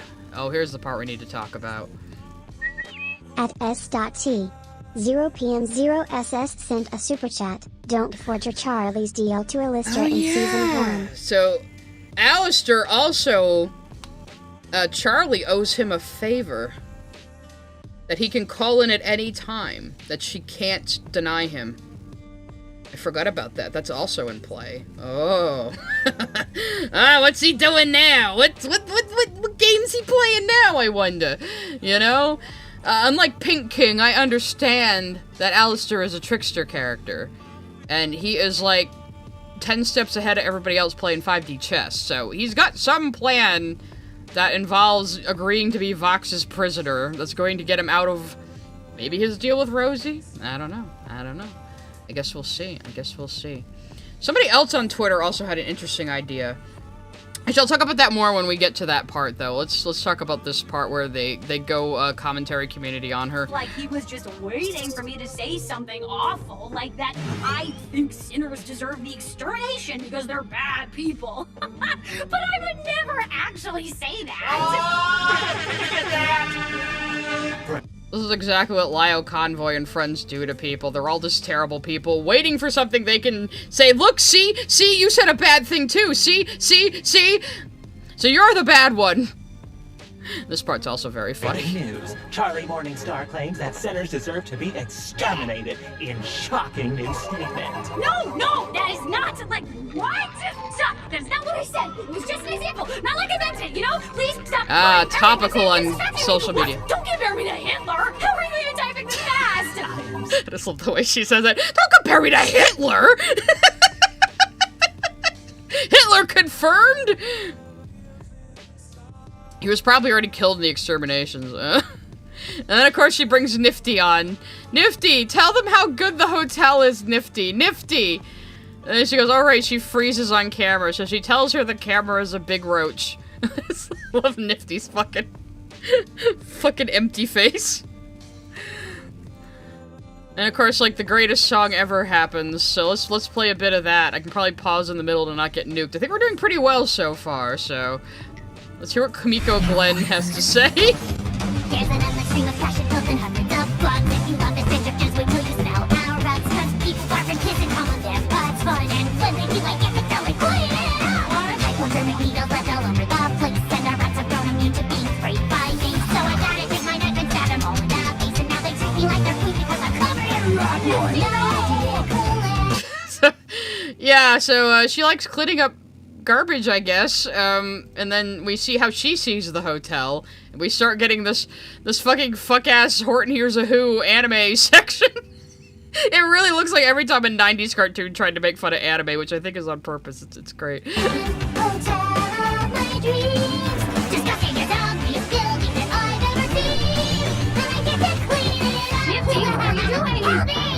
you help? Helping! Tells her to help differently. She starts singing in Japanese.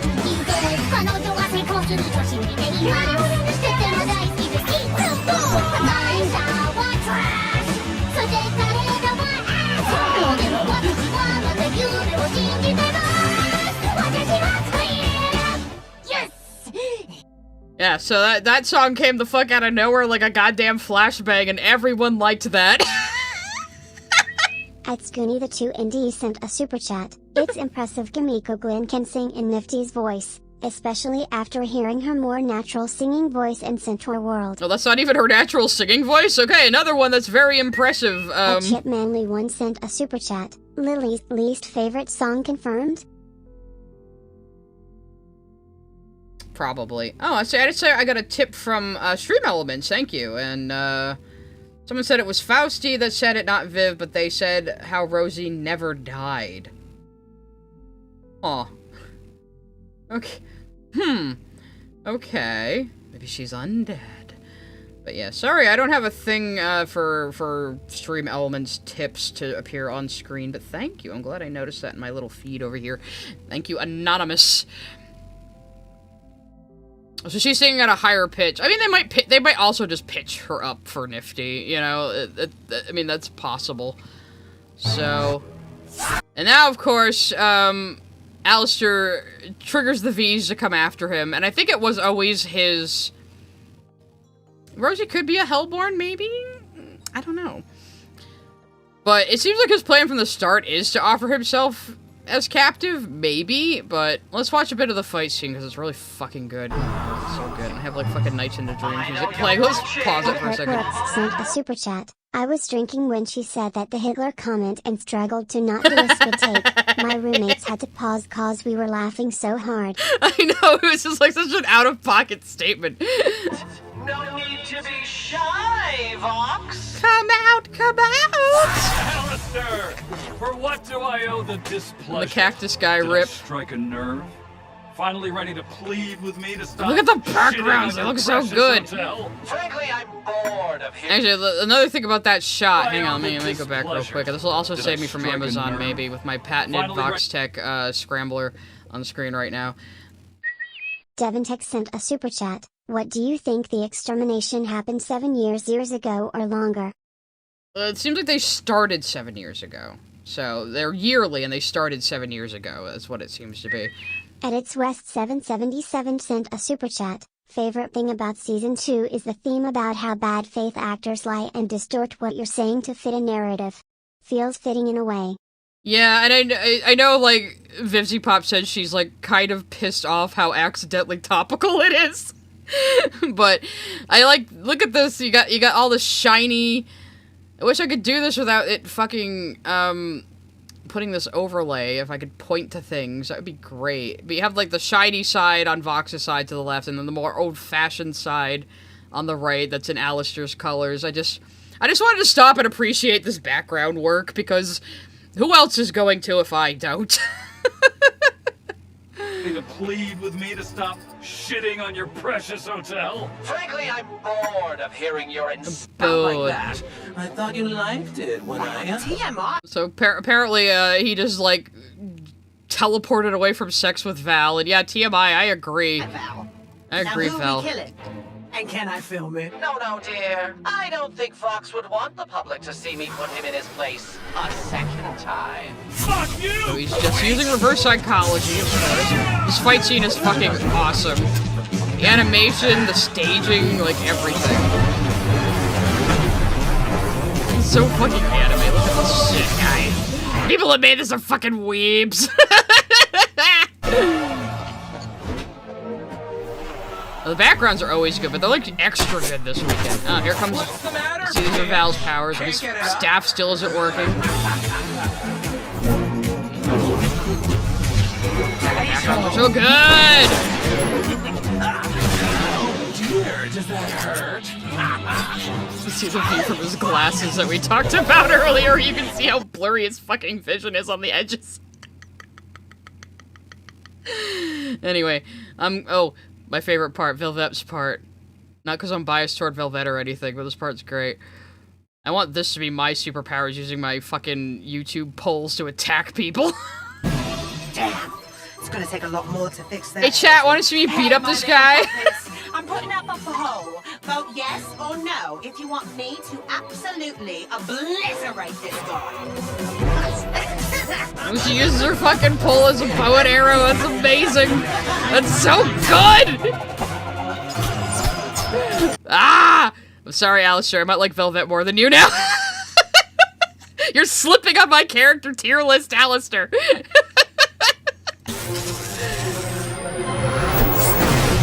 The fucking... Like, let's go back real quick. The fucking lightning you can feel on the edges of his hair before Vox comes down. That's such a good fucking bit. It's a nice beat in the fight, too. Are you? This fucking argument she has with Katie Killjoy. At ActionFan19 sent a super chat. You know a majority of those yeses were people I owns. Maybe.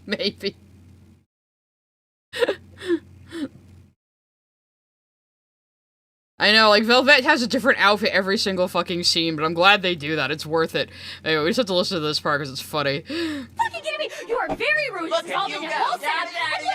You are very homophobic, Miss Killjoy, and I do I'm not homophobic, I just hate gay people. I'm not homophobic, I just hate gay people.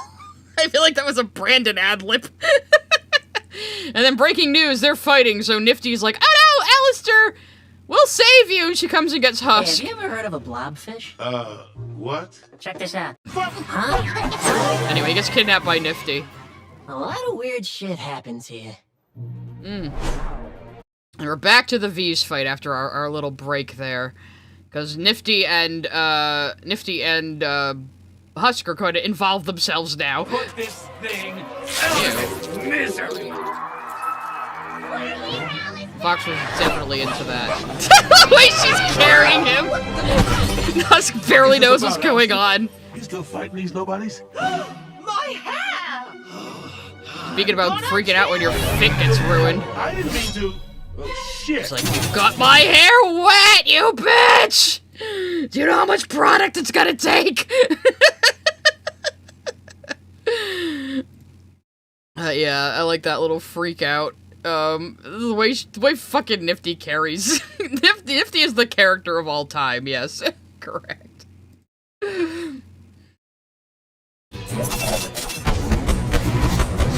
And then it's like, her like little digital witch powers against his magician powers, which is fun. And then Valentino deserves this. Yeah. Little knife play there, Val. Aren't you into it? Aren't you into it? Calm down, bitch! This outfit is worth 10 of you! Put a shirt on, you mangy stray! I love her powers, they're so cool. And then his too. He hid in his own hat. Did you see that? He hid in his own hat and he hit her with flowers. Put a shirt on, you mangy stray! These are all such clever uses of the character's gimmicks. Calm down, bitch! And then when Alastor gives himself up. Really tiresome, quite boring actually, and it's making it harder for me to do what I have to do. Yeah, of course, you're trying to talk your way out of this. Get to the fucking point. How about we make a little deal? I'll join your propaganda parade and be your little prisoner. All I ask for in exchange is 2 shiny, itty-bitty conditions. The fuck is he doing? All you thirsting over Alastor right now, stop it. I see you in chat before you even type. Nobody's run along home. But more now, I feel like he did actually want to save Nifty and Husk here, or at least Nifty. And he knows he can't let Husk die or Nifty will be sad, you see. So I feel like he did want to save them, but I do feel like this was his plan all along. Because Vox is dumb enough to fall for this. Like, my arch enemy just walked up to me, said I win, and he'll be my prisoner? What could go wrong? He's a moron. Yeah, I see you all simping down there. Stop it. Stop it. This is a Christian stream. A Christian Boral stream. On Charlie Morningstar. Wait, that's it? That's it. That's it. I know you're dumb enough to fall for this. And that's all it takes. That's all it takes. He's that pathetic of a little stupid man. That's all it takes, Vox. You're killing me, bro. You're killing me, bro. I mean, Vox Tech, trust us, best company. But we all got a thirst and we will quench it, says Alex in chat, yes. Yeah, so that's how easy it is to trick Vox. For God's sakes, man, have some fucking dignity. Well, obviously, Alastor is willing to sacrifice his dignity, but now, somebody reminded me, he does have that deal with Charlie. So now he has a deal with Vox, for Vox not to touch Charlie, and he has a deal with Charlie that she has to grant him a single favor whenever he asks. So, it's going to be interesting to see what he does with these two things. Am I gonna catch the line I want if I play this right here? Now, look what I have! Velvet cameras! I like how he just wheels with the room like, look what I have! Look what I got, everybody! Fucking moron. And Charlie's blindsided by this because she was too busy arguing with Katie fucking Killjoy to realize all the shit happening around her. Because again, she's getting blinded by her own ego and trying to prove her idea works, and it's totally going, everything, if everyone would just listen to me, my idea would work, we could redeem people. Why is everybody being so mean? You know? At CatPeasant106 sent a super chat. I wish Alastor would look at me the way he does Vox. like he would kill you as soon as throw you or whatever, you know. At ChipManly1 sent a super chat. My arch nemesis has given himself up to me on a silver platter for such measly conditions? Clearly I can take this and nothing can possibly go wrong. I know, he's so dumb. He's like, clearly this could not bite me in the ass in any way whatsoever. Alastor is totally under my control now because I'm a delusional fuckhead. So, and nobody is listening to Charlie again. Alastor! Let me back in! I am the Princess of Hell! What the actual fuck is happening? So yeah, you've lost the plot there, honey. I'm sorry, Charlie. You've lost the fucking plot. I hope you learned a lesson by the end of this episode. It looks like you're gonna have a sweet song with Vaggie after she takes you to bed, which you might need at this point. You need to relax, girl. You need to get some of that energy out. And then because we have this little montage.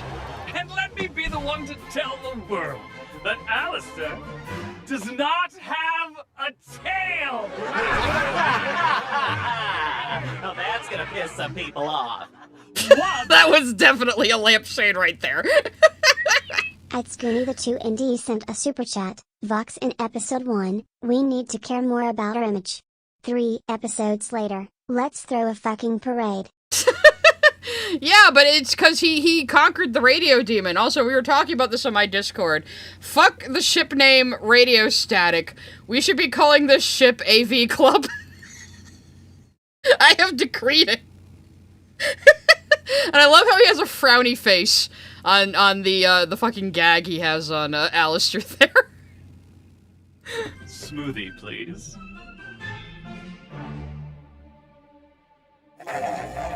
Such a petty little bitch. Line goes up! I win!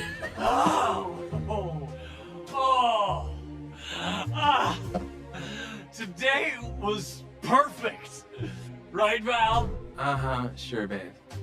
And what do you think? He still just has him strapped to the chair there. I don't care what Twitter says, that's a funny joke, get over it. If you can't handle a joke like that, stop watching the funny demon sex comedy. I don't know what to fucking tell you. Yeah, AV like audiovisual, the AV Club. That's their ship name now. And then this ending part, their ending reprise / duet. Like, again, this is like its own little arc, which is pretty great. I mean, you gotta love the animation on this scene where he starts talking through the radio. Did you forget he's the fucking radio demon, you goddamn idiot? Prefer the silence. What? Don't want to be reminded of how desperate you were for attention? Back then, you and I were as close to equals as I'd imagined down here. You had your decent ideas, you were growing your power, and it was almost impressive, and I respected you. And then you went and ruined it. I thought you found me, what was it? Inspiring. That animation, bro. You're inspiring. Really? Nerd! Everybody bully past Vox. He had to watch the whole time. Scared face emoji. He didn't seem very impressed. They probably didn't last that long. Nerd! Fucking nerd! Okay, it's not gonna let me... I wish it would let me just, like, edge back and forth like it does on, fucking YouTube. That's what Vox said, woo. Anyway, so, yeah, I love...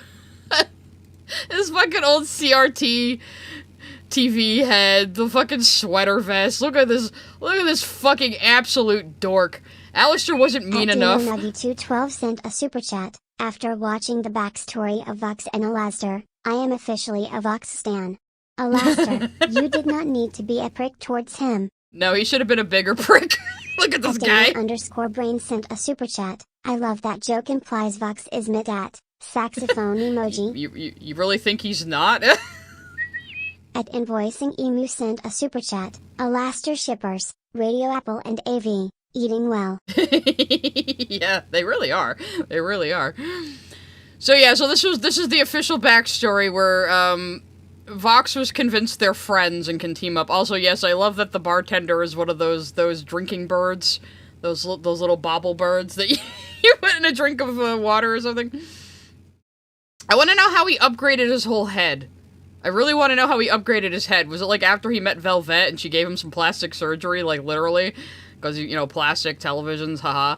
But yeah, I want to know how he upgraded his whole fucking head. So we're gonna watch where Alastor just breaks his heart, and that's what put him on his fucking villain path. Come now, Vox. I knew you could be pathetic at times, but I didn't realize you were so weak. What? Oh, fuck! It is... You need me Oh, there was the goddamn the meme. Hang on, let's see if we can catch it. You are so weak. What? Oh, fuck! You. There we go. I caught it. Some animator putting the goddamn Wheeze meme. Bless you, whoever that was. We appreciate you. Yeah, a lot of people have speculated that Alastor might be projecting. It might be because of his deal with Rosie. It might be for a bunch of other reasons. Vivzy Pop herself said, I love how everyone is speculating what this scene means, but please consider that Alastor could also just be an asshole. At Spill Your Guts 317 sent a super chat. Best part ABTAV is that it also stands for Al/Vox.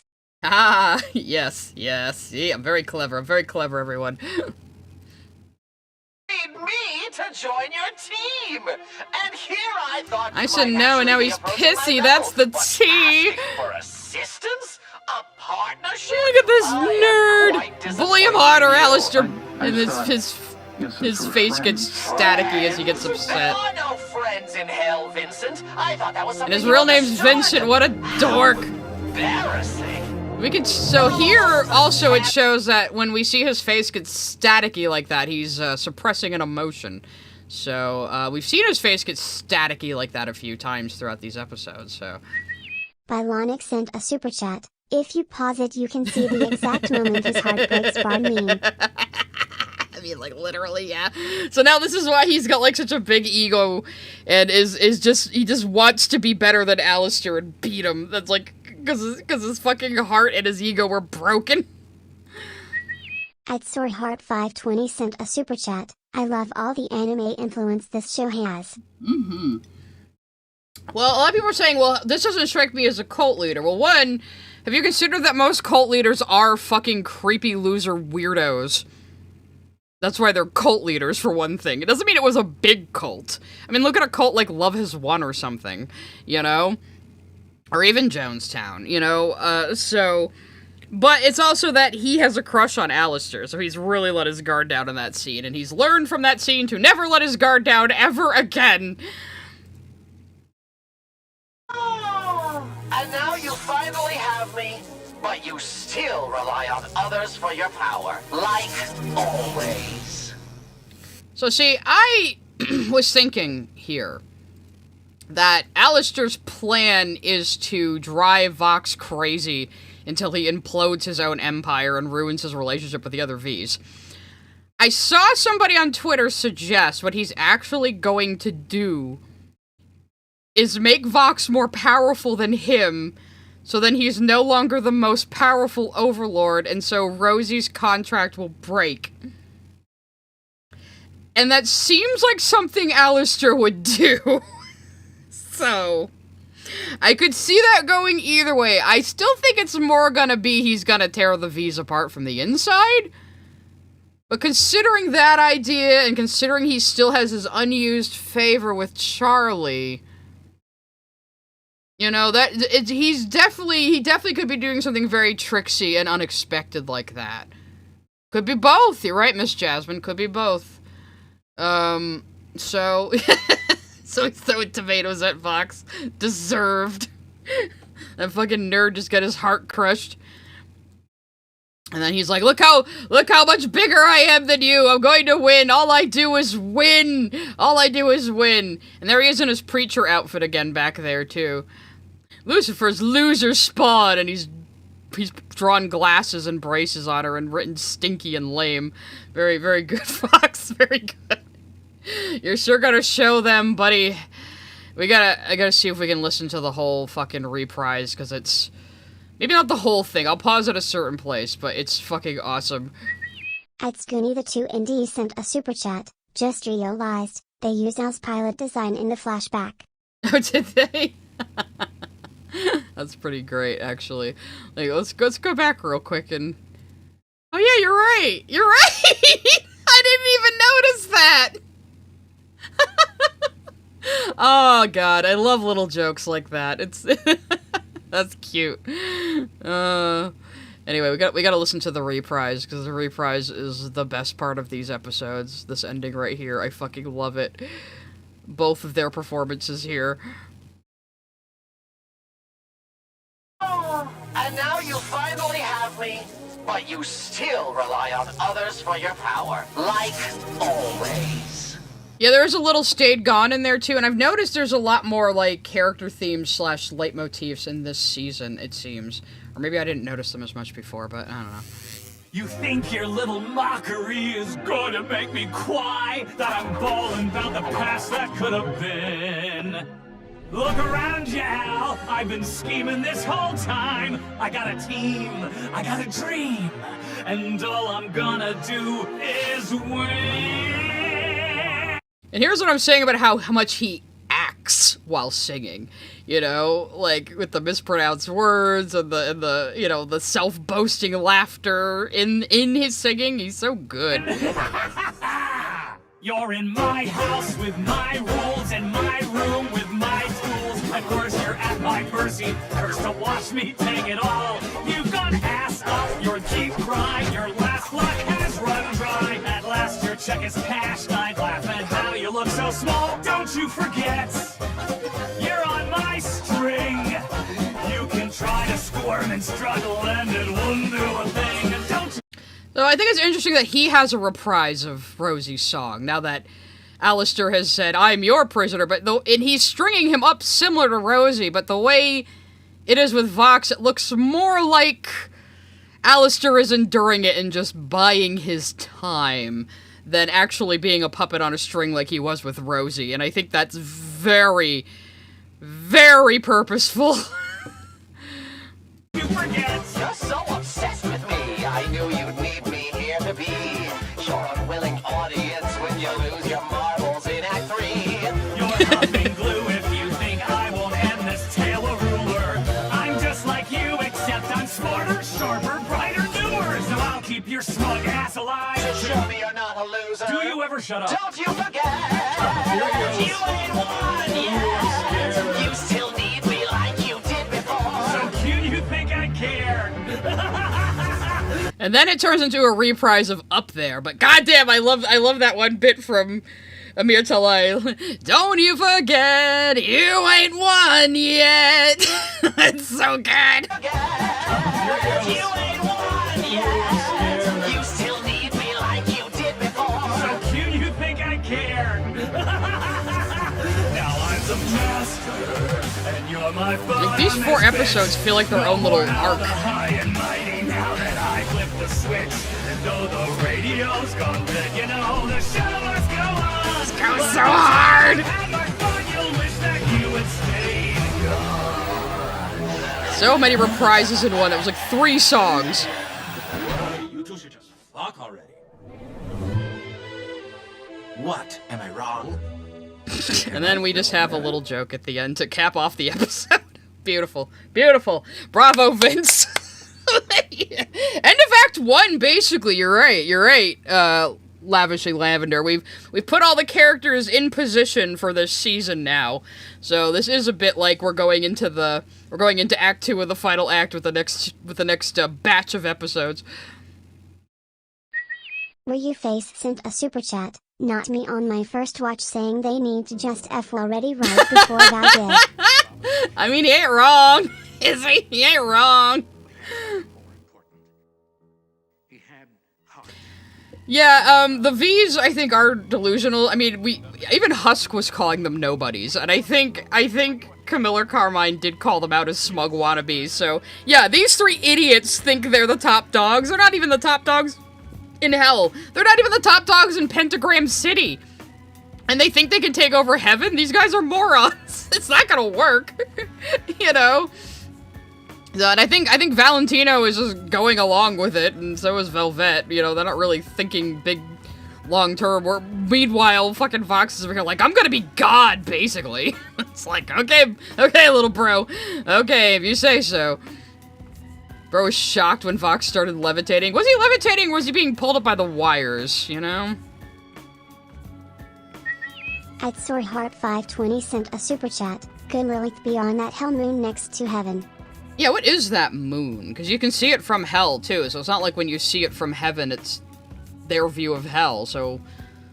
That's no moon. That's a space station that Lilith is possibly on.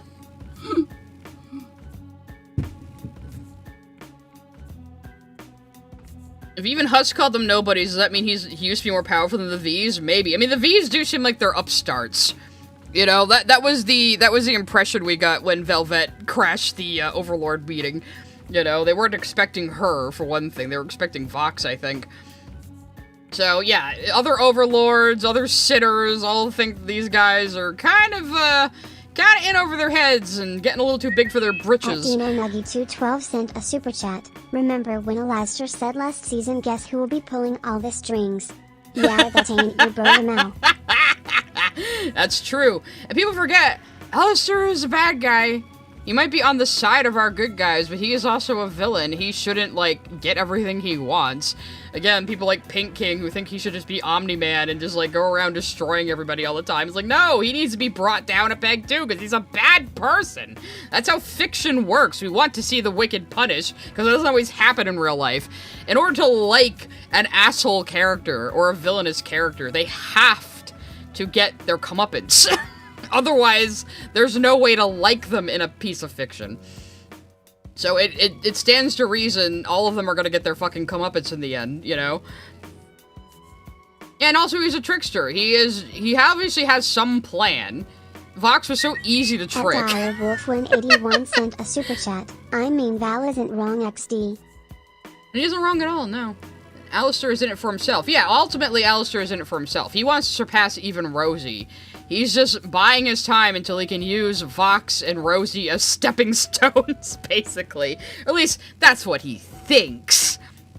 Can he succeed at that? Who knows? He is just a human soul. 317 sent a super chat. Viv has said potentially romantic relationships will have hearts in the BGSMTMS. AV does during this scene outside the window.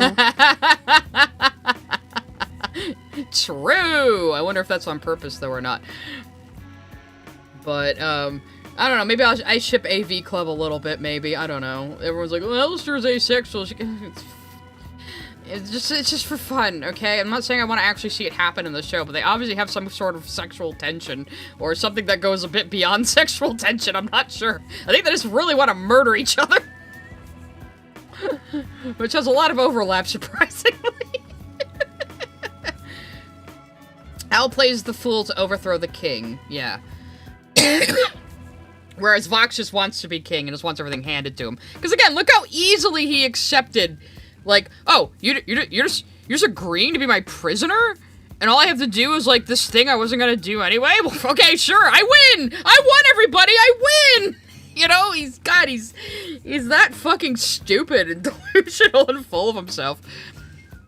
So yeah, Alastor can at least, you know, keep his head down and, you know, maybe play an undignified role in order to get a bigger goal. Vox is not a forward thinker. Not at all. Alastor might be ace, but dang Vox, dang Vox past Vox and how Vox wants him so bad. Yeah, he does.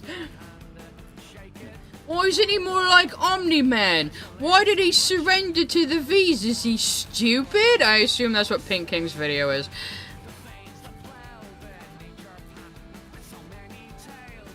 Yeah, the first step in avoiding a trap is knowing of its existence. True! But the fact that Vox can't see any way this could possibly go wrong just shows how incompetent he is. And I love incompetent villains. I mean, fucking... these idiots are like evil Team Rocket over here, you know? So... I don't think the V's are gonna get very far in their plan. I just have an inkling. How do Overlords work when the 7 deadly sins are around? Well, Overlords, I think they make deals with other human souls. And none of them can leave Pentagram City, so I don't think any of the sins really bother too much with this. I don't think they care. I mean, obviously there are some sinners under the sins, because, James sent a super chat. The people who get so upset about shipping would not survive the citrus scale from back in the day. You don't even know what the citrus scale is. We've lost the old text, guys. We've lost the ancient traditions. But, what was I even saying? God damn it. Evil Team Rocket is Valve and Meowth. Maybe? I don't know. It's just Team Rocket is my favorite example of incompetent villains. Owen So sent a super chat. Alastor, think, Vox think. that's what he'll be doing after he kicks Vox's ass toward the end of this. You know, Vox is Meowth, and Val and Velvet are Jesse and James. Yeah. Overlords are just powerful sinners / Hellborns. 7 deadly sins are much more powerful than all Hellborns. Yeah. I guess some Overlords can be Hellborns, but it seems like they're usually human souls. Yeah, like physically... well, it could be a passport thing, but they're just not allowed in the other rings. So that's why we only see Pentagram City for the most part in Hazbin Hotel, because they can't traverse the other rings. They're just not allowed. It's like in Hell of a Boss, anytime they're in one of the other rings, anybody you see isn't a former human. They're all Hellborns. You love competent villains, you also love swarmy villains. These 3 are a bit of a swarm, aren't they?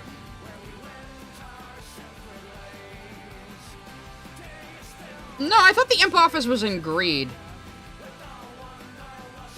Or maybe it is in Pride. Pride is where Pentagram City is.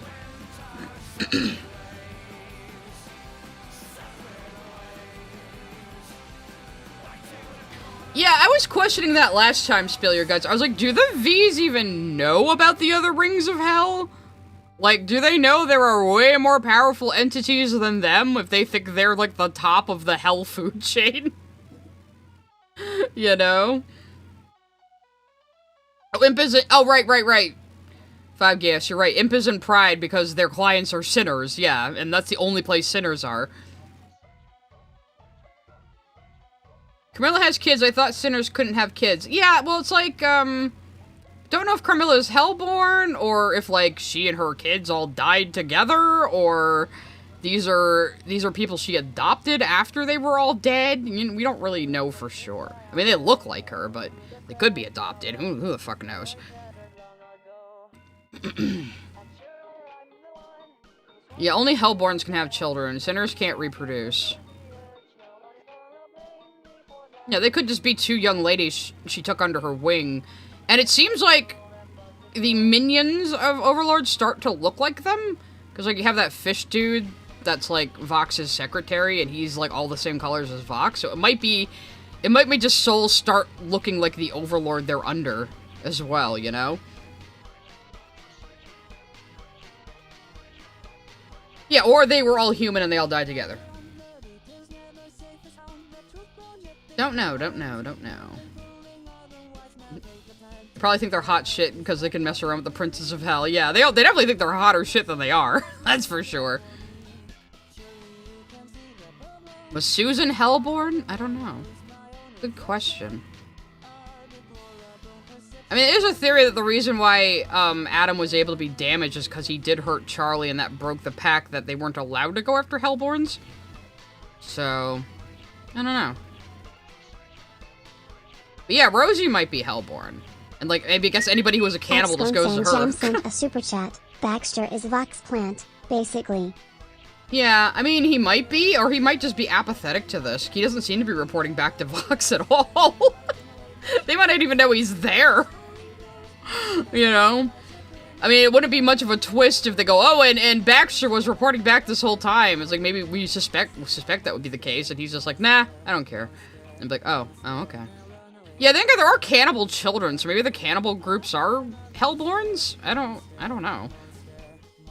It's not very clear if the cannibals are Hellborn or sinners. They had red blood, though, didn't they? Well, I suppose if children were cannibals, they might go to hell, yeah? You know? But as it is, it seems like Rosie is the overlord of all cannibals. So, I don't think Alastor was actually a cannibal when he was alive. I mean, he didn't kill a lot of people and skin them and, you know, use their bones and rituals and shit, but I don't think he ate anybody. But yeah, the children could be part of a cannibal family.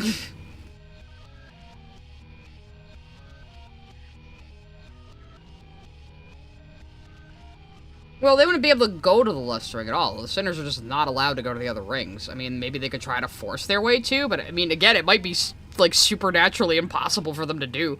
We don't really know. Yeah, the murder family in Helva, they were cannibals. They all probably went to hell and became cannibal people. Alastor doesn't have a skinwalker motif. The deer thing is not actually what the Wendigo / skinwalker looks like. That's a very recent pop culture invention.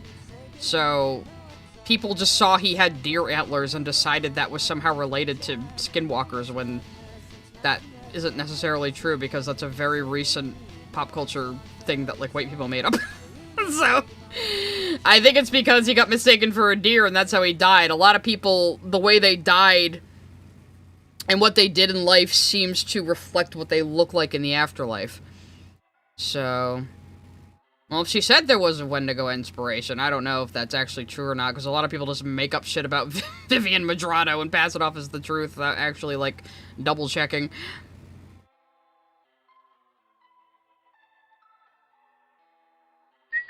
At ActionFan19 sent a super chat. I heard that the cannibals were from a village that ate each other after a bad harvest.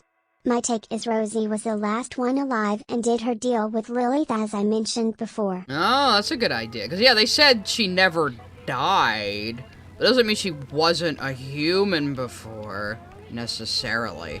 So, again, that's another, we'll just have to wait and see, you know? I mean, a lot of people just, like, theorize a little too close to the sun and then get upset when, like, they weren't even close, and it's like, well, don't even do that to yourself in the first place, then. Just wait. What if Alastor put people in his jambalaya? Oh, you've cracked the code, you're right. Put him in jambalaya. A super chat. Oh, is that why Angel's a spider? Because he's from a crime family? Weave a tangled web, kiss of the spider woman, etc.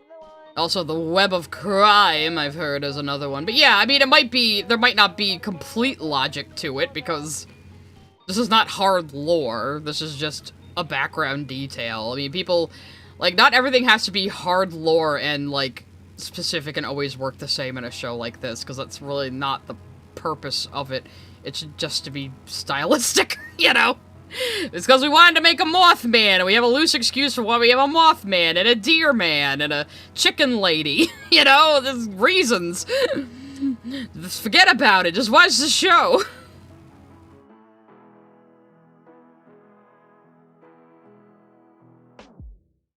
I mean, she could have based Alastor originally on, like, the pop culture idea of a Wendigo, because a lot of people don't even know that that's, like, not accurate. So, that is possible. Yeah, don't be sad when your theories aren't correct. I mean, I was a fan of Inspirational while he was covering Hoseki no Kuni, and he never predicted anything that was going to happen in that manga correctly, except that there were going to be 108 chapters, so he was right about one thing. We always were teasing him about it, you know? But yeah, I mean, you can have fun just thinking about stuff, and turning the story over in your mind, and finding paths of, writing possibilities. It means it's a good little exercise to do just for fun. You don't have to be right, it doesn't have to pan out that way. Yeah, sometimes it's just rule of cool, man.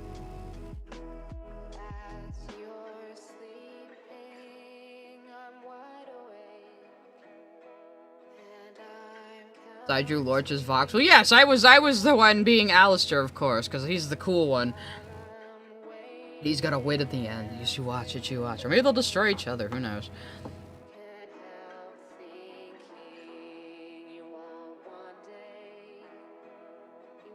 Mimsy was in Alastor's flashback. Oh yeah, she was. Let me go find that real quick. I saw Mimsy's human design as well. It was way earlier in the episode. What am I doing?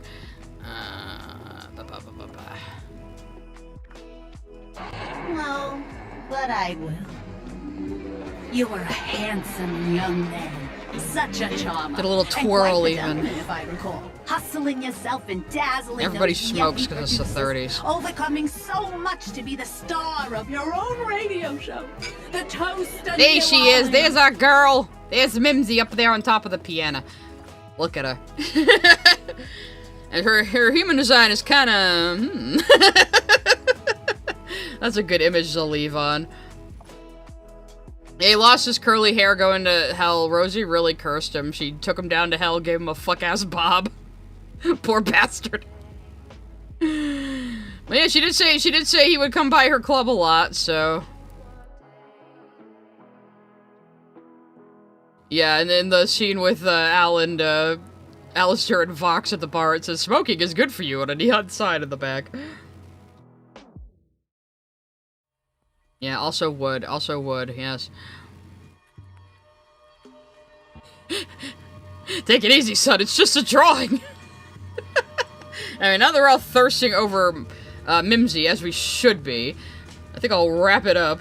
Oh, we have a Dana_Brain sent a super chat. I love the HC that more Japanese sinners will come to the hotel because of Nifty's song. Poor Charlie be like, what does this moon speak? Nifty, what did you do? Alright, so yes, it's nearing 7:30. I think that was a good chat. Sent a super chat. I really Guys, just let can't me wait to leave. see the other sins in Hazbin. In the first episode, in Lucifer Room, there are pictures of him and the other sins. Yeah, I mean, obviously it won't happen this season, because this season was probably already made before they struck the deal. But maybe season 3 and 4, we'll get to see more of the characters from Hell of a Boss crossover, which would be great. They couldn't do that before, and now they can. Anyway, I'm gonna wrap up now. This was fun. We will be doing this next time, probably next week, on a Thursday again, after the new episode's release. I'm going to be starting Alan Wake 2 this weekend, so you can look forward to that if you want to come by my gaming streams. And no other plans besides that. Maybe I'll have you guys vote for React for Wednesday. Maybe we'll do a normal Wednesday stream. Have not decided yet. I have a few things you guys could vote on, though, so we'll see, we'll see. This was fun, though. I like doing these episode discussions, and we'll be doing it for more shows. Just any shows I kind of feel like, really. No promises. So, anyway, thank you for joining me. Thank you for your super chats, and I will see you all later.